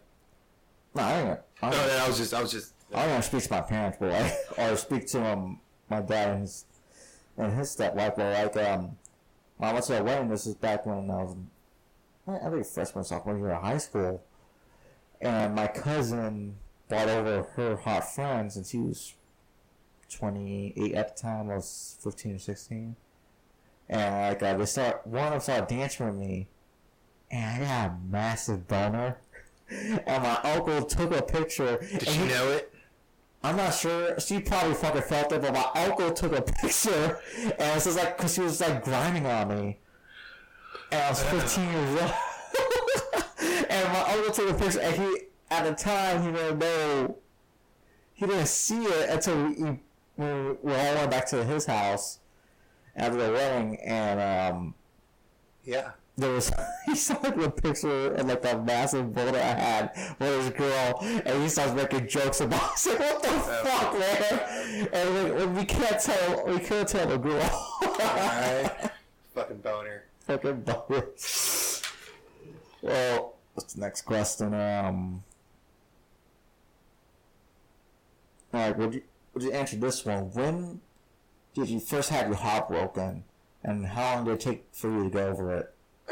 I'll answer this, but there's like no real answer to it. Yeah. I was a career soldier, or what I thought. I don't really do well with emotions. Yeah. So heartbroken isn't a thing to me. Do you know what I mean? Uh-huh. It's not that a thing. Do you feel at like a different capacity then? I just won't feel it. Okay. Like I get it. You understand what's going on. But... Yeah, but otherwise I'm like, next. You know? Yeah. That's so. Like I said, we had the Rick and Morty. You know, this is a chemical reaction, right? This is a chemical reaction. Same thing. That slowly fades. I'm like, cool, I'll get over it. All right, you know. It's a detriment. It's a detriment, but it's also helped me cope with heartbreak too. You know, I've had my heart broken. Everybody's had their heart broken. Yeah. But yeah, as far as just being immensely heartbroken, I don't give a fuck, man. I don't. No. Yeah, I wish I was like that. Yeah. Like, you got lucky because then, like, shit, doing heartbreak on the other end of it just fucking sucks. Yeah, fuck that, dude. This is the same thing as, like, your brain processes it as the same way as if you, like, break your bone or something. Break your arm or break your leg. Really? Yeah. It processes it. Is there something wrong with me then? Because I'm like, honestly, like, the fucking heartbreak I felt. your boy's just you got lucky. Just a fucking savage. No. Savage. You got lucky. That's like, man, I wish I didn't feel that when that I'm happened. like, what? You slept with that dude? Fuck you, then. Fuck you. I would have sleep with that girl. Yeah. Yeah. I don't do heartbreak, man. I don't do heartbreak. Too much in life for that. Too much in life. Way too much. There's way too many women out there, or men, whatever's your vice, or whatever's your taste in life. There's way too many of that going on in the world for you to be hung up on some chick or some dude who didn't want you to begin with, you know? Yeah. Fucking carry on, dude. Fucking soldier up, move on to the next. That's it. I should open up a love line. Right? He's like, hey, Joey, like, let me fucking pussy, dude. Soldier up, move on. And I'll charge you $8 for that. For that fucking call. Go to a club tonight and go say hi to someone. That's it. That's what I'm about. Soldier up, carry on. That's it. Yeah. Soldier That's what we say on my headstone. That's what my headstone. Soldier up, carry on. Genghis Khan. Yeah. Genghis Khan. Genghis Khan. Dick all over the place. He went back in time and spread his dick. Yeah. Yeah. And now we have a Puerto Ricans in China. Yeah. He came, he saw, he dick down.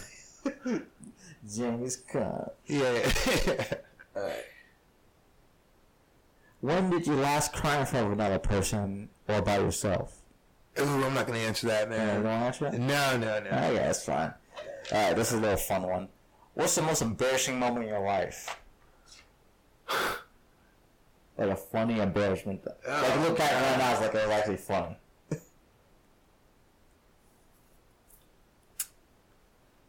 I don't know. I don't think I've had one. It's only just because of like my sense of humor and the way I'm as a person. Like shit just happens. It's not like an embarrassing moment, you know. I don't know. I can't think of anything off the top of the head. I can't think of anything off the top of the head. No? Embarrassing moment. No, I can't think of anything. Okay. Yeah, that's pretty good then. Yeah. I don't care, man. I'm like that. Alright. What was the most terrifying moment in your life? Oh God. There's a couple of stories. Any of them you want to tell? I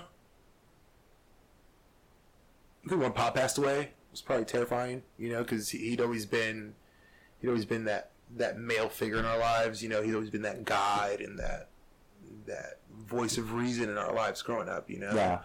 My dad whether he faked it or not, was a very wise man. You know, in our eyes. You know, my dad knew fucking everything. You know. So when he passed away, it scared me a little bit. You know, because what was my mom gonna do, and who's gonna help raise my younger sister, and who am I gonna come to for advice? You know, my dad was my best friend. You know, he was a dad, like a, you know, Brady Bunch dad, suck a cock. You know, my dad was a fucking man. You know what I mean? So I think that uncertainty scared me a lot. Yeah. Yeah. So my pop's passing, for sure. Yeah. Yeah. Honestly, I think if my dad died, I might even go to a funeral. Yeah, you want some closure, man. I think I really have closure. Like, man's a sociopath, and like I kind of make what do you call it, make peace with that. I mean, yeah, if you made peace with it, then you know. Yeah, like I kind of rely on him as a kid. You know, as an adult, it's like I didn't need him. Right. So like, if he dies, he dies. Right. If you die, you die. Drago. It's like, you die. Yeah. If it dies, it dies. Holy shit. Fuck yeah. That's some deep shit. I feel Fucking hardcore, dude. He dies. It just makes it hardcore when you say it in a Russian voice. That's all it is. And the funny thing, he's Swedish. Yeah. Your dad's Swedish? No. Dolph Lundgren. Oh, Dolph Lundgren? Yeah, is he Swedish? Yeah. Yeah. I don't know. Actually, a smart guy too. Like, what I found out about him. Like, he got accepted to MIT and Dolph Lundgren? Yeah, he's a really smart. Fucking like for chemical engineering, he was in the military. I think he was special forces in Sweden. No shit. Oh no, it is Sweden. Yeah, special forces in Sweden. And you got like 3,500,000 people that live in Sweden. This is so much fucking special forces. You know, I could be special forces. Yeah. Oh, he turned out he's a legit guy. Like he's actually a legit accent guy. Like it's right. All the ones are just actors. He's like actually has something in the background. Like he actually Dolph Lundgren. Yeah, he's actually figure. Like he's actually. You could actually. Is he still alive? Yeah, he's still alive. I'm doing a Deadpool for all the celebrities. I think they're dead. So. No, he's There's a couple of people that I think are dead. Screech is dead, right? Screech? No, he's in jail. Oh. Yeah, he murdered someone. Screech killed the guy. What? Screech just killed the guy. Are you serious? Yeah, he's fucking... I think it's a manslaughter charge. Really? Yeah. Screech killed the guy? Yeah, like he got... Huh. I think if I remember the story, he got drunk at a bar and knifed the guy. Whoa, dude. Screech. He knifed a guy. You know? That's crazy. Screech killed the guy. Screech killed the guy. Nobody saw that one coming. Don't fuck with Dustin Diamond. He'll kill you. Yeah. Jesus. What's the next question? Next question is... What are your deepest held beliefs? Like deepest held beliefs? Uh-huh. Oh, man.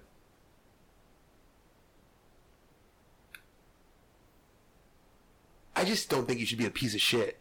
Do you know what I'm saying? Yeah. Like, I think, like the woman from earlier at the... Yeah, don't be a piece of shit. Yeah. She told Coach Brunson, you better learn how to dodge bullets. Like, what the fuck? Yeah. In a room full of martial artists. Yeah. Yeah. Oh, there's kids there, too. Like, what the fuck are you talking about? You know, I think just don't be a piece of shit, and you should be good in life. I believe in karma. Yeah. I think if you're a bad person, bad things will happen to you. I think if you're a good person, good things will happen to you. Yeah. I mean, as far as beliefs go, just don't be a piece of shit, man. You know, and life will be good for you. I don't need. I'm not an overtly religious person, so I don't think I need religion to guide me in my morality as a person. Yeah. I think if you're just not a piece of shit, which is a broad statement, you know, you should be good in life, man. You should be good in life, you know. Just treat others how you would want to be treated. Mm-hmm. Don't kill people, I guess. You know? Yeah. That's a thing. It's like, hey, Screech. do you really have to kill this person? Yeah. Like, what's really that? Do you really need to kill him? You could just you guys move away from each other. Like, oh, Right. we'll forget about him in like a couple of days. So yeah, as far as beliefs go, yeah, that's it, man. Just don't be a piece of shit, dude. You know, be a good person, and you'll die happy. You know, if you don't, you'll probably just die miserable. You know, people shit on you, you shit on people, and it's part of the way your life's gonna end. Yep. Yeah. Okay. Have you ever had a spiritual or profound experience? Sober or not sober? Like, well, you can go with your story. Which one you feel comfortable with? Either way, the answer is no. Really? Yeah, I've never had a spiritual experience. I don't know. I had one like on magic mushrooms and DMT. Well, separate occasions. But I had to take both of them at the same time. Just like fucking raging and all fucking. It's like, oh, let's take all the most powerful psychedelics. Let's see what happens. Yeah, fucking hallucinogenic overload. Tasting colors and shit.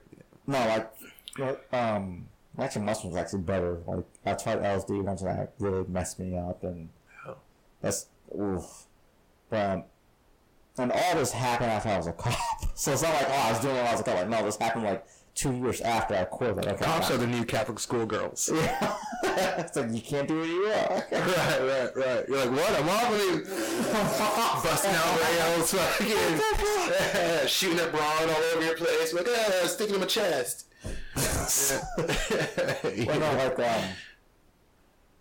no, like, magic mushrooms have like some really deep thoughts.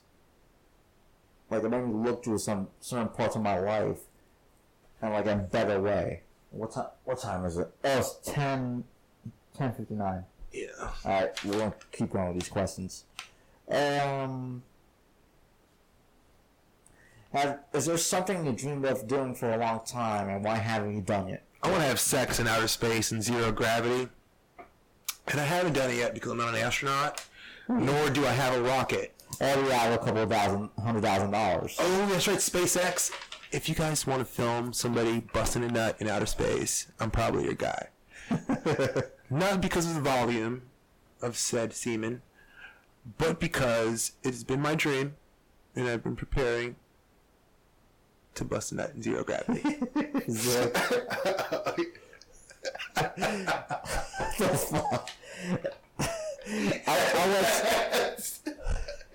wasn't expecting that. I was thinking about like normal shit. No, self-esteem. Yeah. Bust a nut in zero G. When we take the SpaceX, then you have like 20 30 seconds of being weightless. Well, as long as, and I for sure have to wear a rubber suit because I want my own semen splashing in my face while I'm diving down. This is with a normal jumpsuit, like the way you just draw away. Right. And goggles and a face mask. I don't give myself a facial in zero G. That would ruin my life. Yeah, you don't give a shit about her. Oh, it hit me in my eye. That would ruin. Like, you crash because that kid's caught in the pilot's eye. Like, what the fuck? Right. So there are complications to it. Just keep the door closed. But yeah. Maybe have sex in outer space. Yeah. If money wasn't a concern and others' opinions of you didn't matter, what would you want to do? And what would you be your wildest dream from that? If money wasn't an issue, and people's opinions didn't matter to me. Yeah. And then just let you know we got like 5 more questions and that's it. I would have to. I don't know, because I think deep down inside I'm a philanthropist. You know, so I definitely want to help people. Yeah. And whether they're other people's opinions, I don't care. I don't care anyways. Mm-hmm. But if money wasn't a concern, then any type of philanthropy work, whether it's raising up education or health issues in third world countries, you know, stuff like that, man. Stuff like that. I think if I had the expendable money, even now, if I had money that was expendable, I would definitely probably help the less fortunate or people that actually need it. Yeah. For sure. Sure. All right. What is your biggest regret, and how would you want to change that? I don't have regrets. Yeah. Nope. Sorry. Sorry. I woke up this morning, I put 2 different colored socks on, and I went to work. And guess what? Didn't even think about it. It's comfortable. And I wore shorts. How about that? Who gives a fuck? It's like it's like, I don't have regrets. this is a style now. No, I'm not YOLOing. YOLO's for fucking dipshits and sleuths, alright? Yeah. I'm just not, I don't regret decisions. But I just don't regret decisions. Mm-hmm. I don't. You play shit by ear, I live like Baloo from the fucking Jungle Book. Yeah, I just don't give a fuck. Who cares? Yeah, I just want my honey. Covered in fleas, who cares? I just want some honey. That's all I want. Yeah, that's it. I want honey in my man cub. That's it. Fucking Baloo. Yeah. Okay. What is your most treasured memory? Ooh, I'm not going to answer that. Okay. I'm not going to answer that. Can you give us a hint?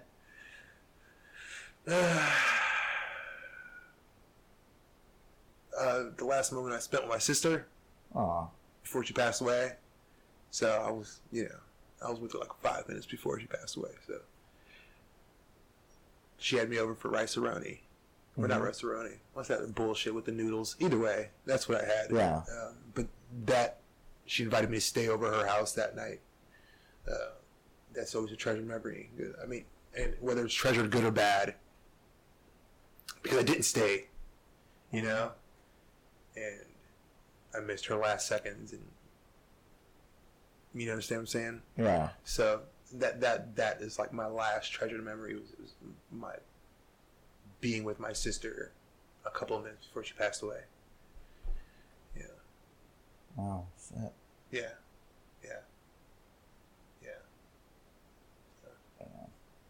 What did she pass away from? A brain aneurysm? Oh, man. Yeah. It was sad. She was young. She was like 22, 23 years old. Yep. She left me a beautiful niece. Graduating from high school. Super proud of her. Oh. She's gorgeous.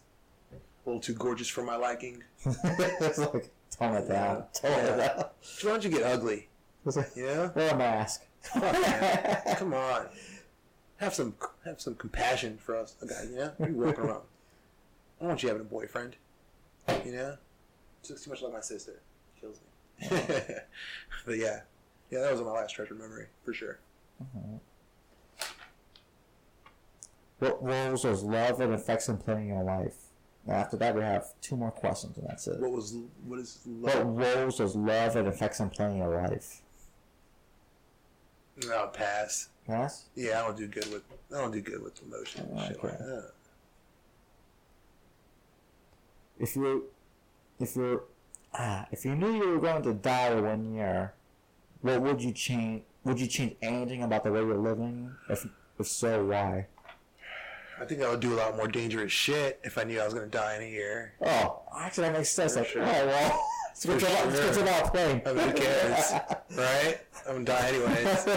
So yeah, for sure. I changed how safe I was now. So I know exactly where I'm gonna die. Fuck it, let's go do some dangerous shit. Yeah, for sure. I might break a crime or two. Just while I'm going to rob a bank to see what it feels like, Oh, that'd be amazing. Like, who cares? I'm fine. When I was a cop, like, me and my friends actually had those conversations, like, if we want to rob a bank, how would you do it? Oh yeah, I've got a couple friends here in Jacksonville. That's a non-admission. I have a couple friends here in Jacksonville that can help me. That are former servicemen for sure. It's like Ocean's 11 of Jacksonville. Yeah, definitely. Yeah. Alright, this is the last question. What is the worst thing you have ever done, and what's the best thing you have ever done in your life? Dude, the worst thing I ever done was fucking prom night. We were having a safety meeting for school. You know, that whole drinking and driving. Oh, okay. And I'm sorry, I'm an adult now, and I apologize to everyone. You can't do anything. But we had that one girl that stood up and asked a question when everybody was ready to go, and I threw a red Fruitopia at her. Worst thing I ever done. We're all ready to go, dude. We're all ready to go, so I chucked the Fruitopia at her. So if you're listening to this and it was you, I apologize. And I apologize. Yeah, I apologize for throwing the Fruitopia, not for getting you to shut up. Everyone wanted to leave. Like, shut the fuck up, shut the fuck up. Shut the fuck up! Yeah. Best thing I've ever done.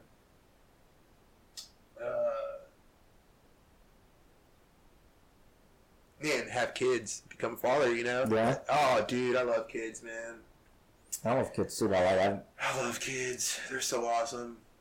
They're awesome. They're not awesome in a Michael Jackson way. They're awesome in a paternal way. Yeah. I think becoming a father, you know, having another being look up to you, you know, and have you show them the way. You know, when you're like a 2-year-old and he's like, "Hey, what's this?" You know, and I'm like, "Oh, well, this is just a car." And he's like amazed. He's like, "Oh, it's a big truck," you know. And I open up his world to that. That kind of shit gets me, man. That kind of shit gets me. So I think being a father is the second most satisfying thing in this world, you know. And the first, sex. Obviously. Listen, it was fun making you. That was the whole. Yeah, I love you, but I love making you more than I love you. Yeah, there's more of a good process behind it. Exactly. You'll understand one day. Yeah, you'll get it. Like, oh, Dad, you're right. Yeah. I see those kids like, well, I want to have kids. Yeah, man. I told myself, like, I'm like 36, by 37. When I'm married, like, I'll adopt a kid. There you go. You can pull a Brangelina. No, like, nah, man. There's so many kids here in America that needs to get fucking adopted. No, yeah, man. It's always crazy when somebody looks overseas for something. Or yeah, it's kind of like I feel like you're doing it as a pet. Like, if you're doing that, think about it. Like, that's how I keep my midgets.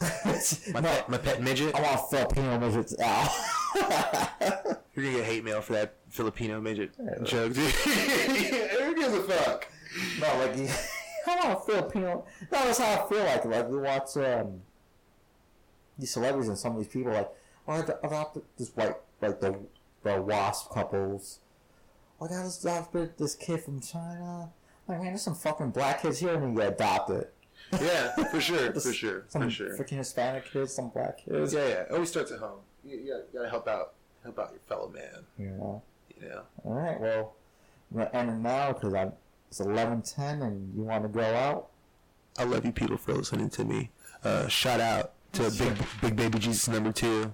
Oh, dirty bastard. Well, I think it was Big Baby Jesus. He's dead, so I'm Big Baby Jesus #1. Yeah.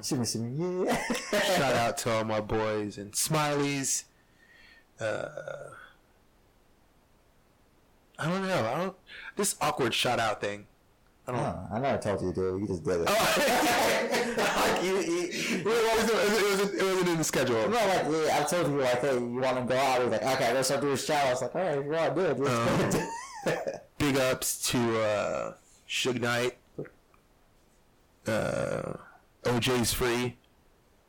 Yeah, he's on parole. He was on parole. The juice is loose. The juice is... You still haven't proved he killed his wife. Right. Linkin Park dude is dead. Is there anybody that I dislike? I don't know. Did he? Go fuck yourself, Diddy. That's it from my end. I don't know. Do you tell people good night or? Oh, it's how do you sign off? It's my third episode, so. I'm gonna be your cheesy music guy if you want. Nah, no cheesy music. Nah. Okay. Let's keep it more not professional. Yeah. Paul Abdul.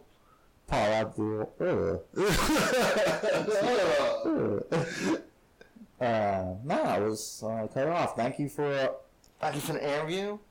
Thank you for showing us a different part of you.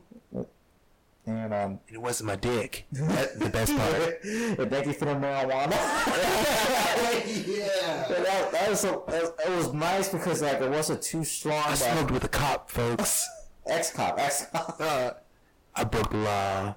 Oh, well. And the law didn't win this time. I'm pretty sure a lot of freaking active duty cops right now smoking pot. Stop it! It's blasphemous. Stop No, it. it's not blasphemous. I'm pretty sure there's a lot, especially the ones where it's legal in the state. They're like, all right, we could get away with it to a certain point. That's true. That's true. Anywho, thanks, guys. Thank you, Frank. Thank you. All right, and where's the done button? And we're done. Very fun podcast. That was actually recorded a couple months ago. I procrastinated with doing these podcasts, so I am doing all the intros and outros in one night and publishing them all at once. But I want to thank you again. Thank you, Mr. Andres Ortiz. And thank you for Moscow Mules. God bless them. And thanks for Pot. Alright, you guys have a good night.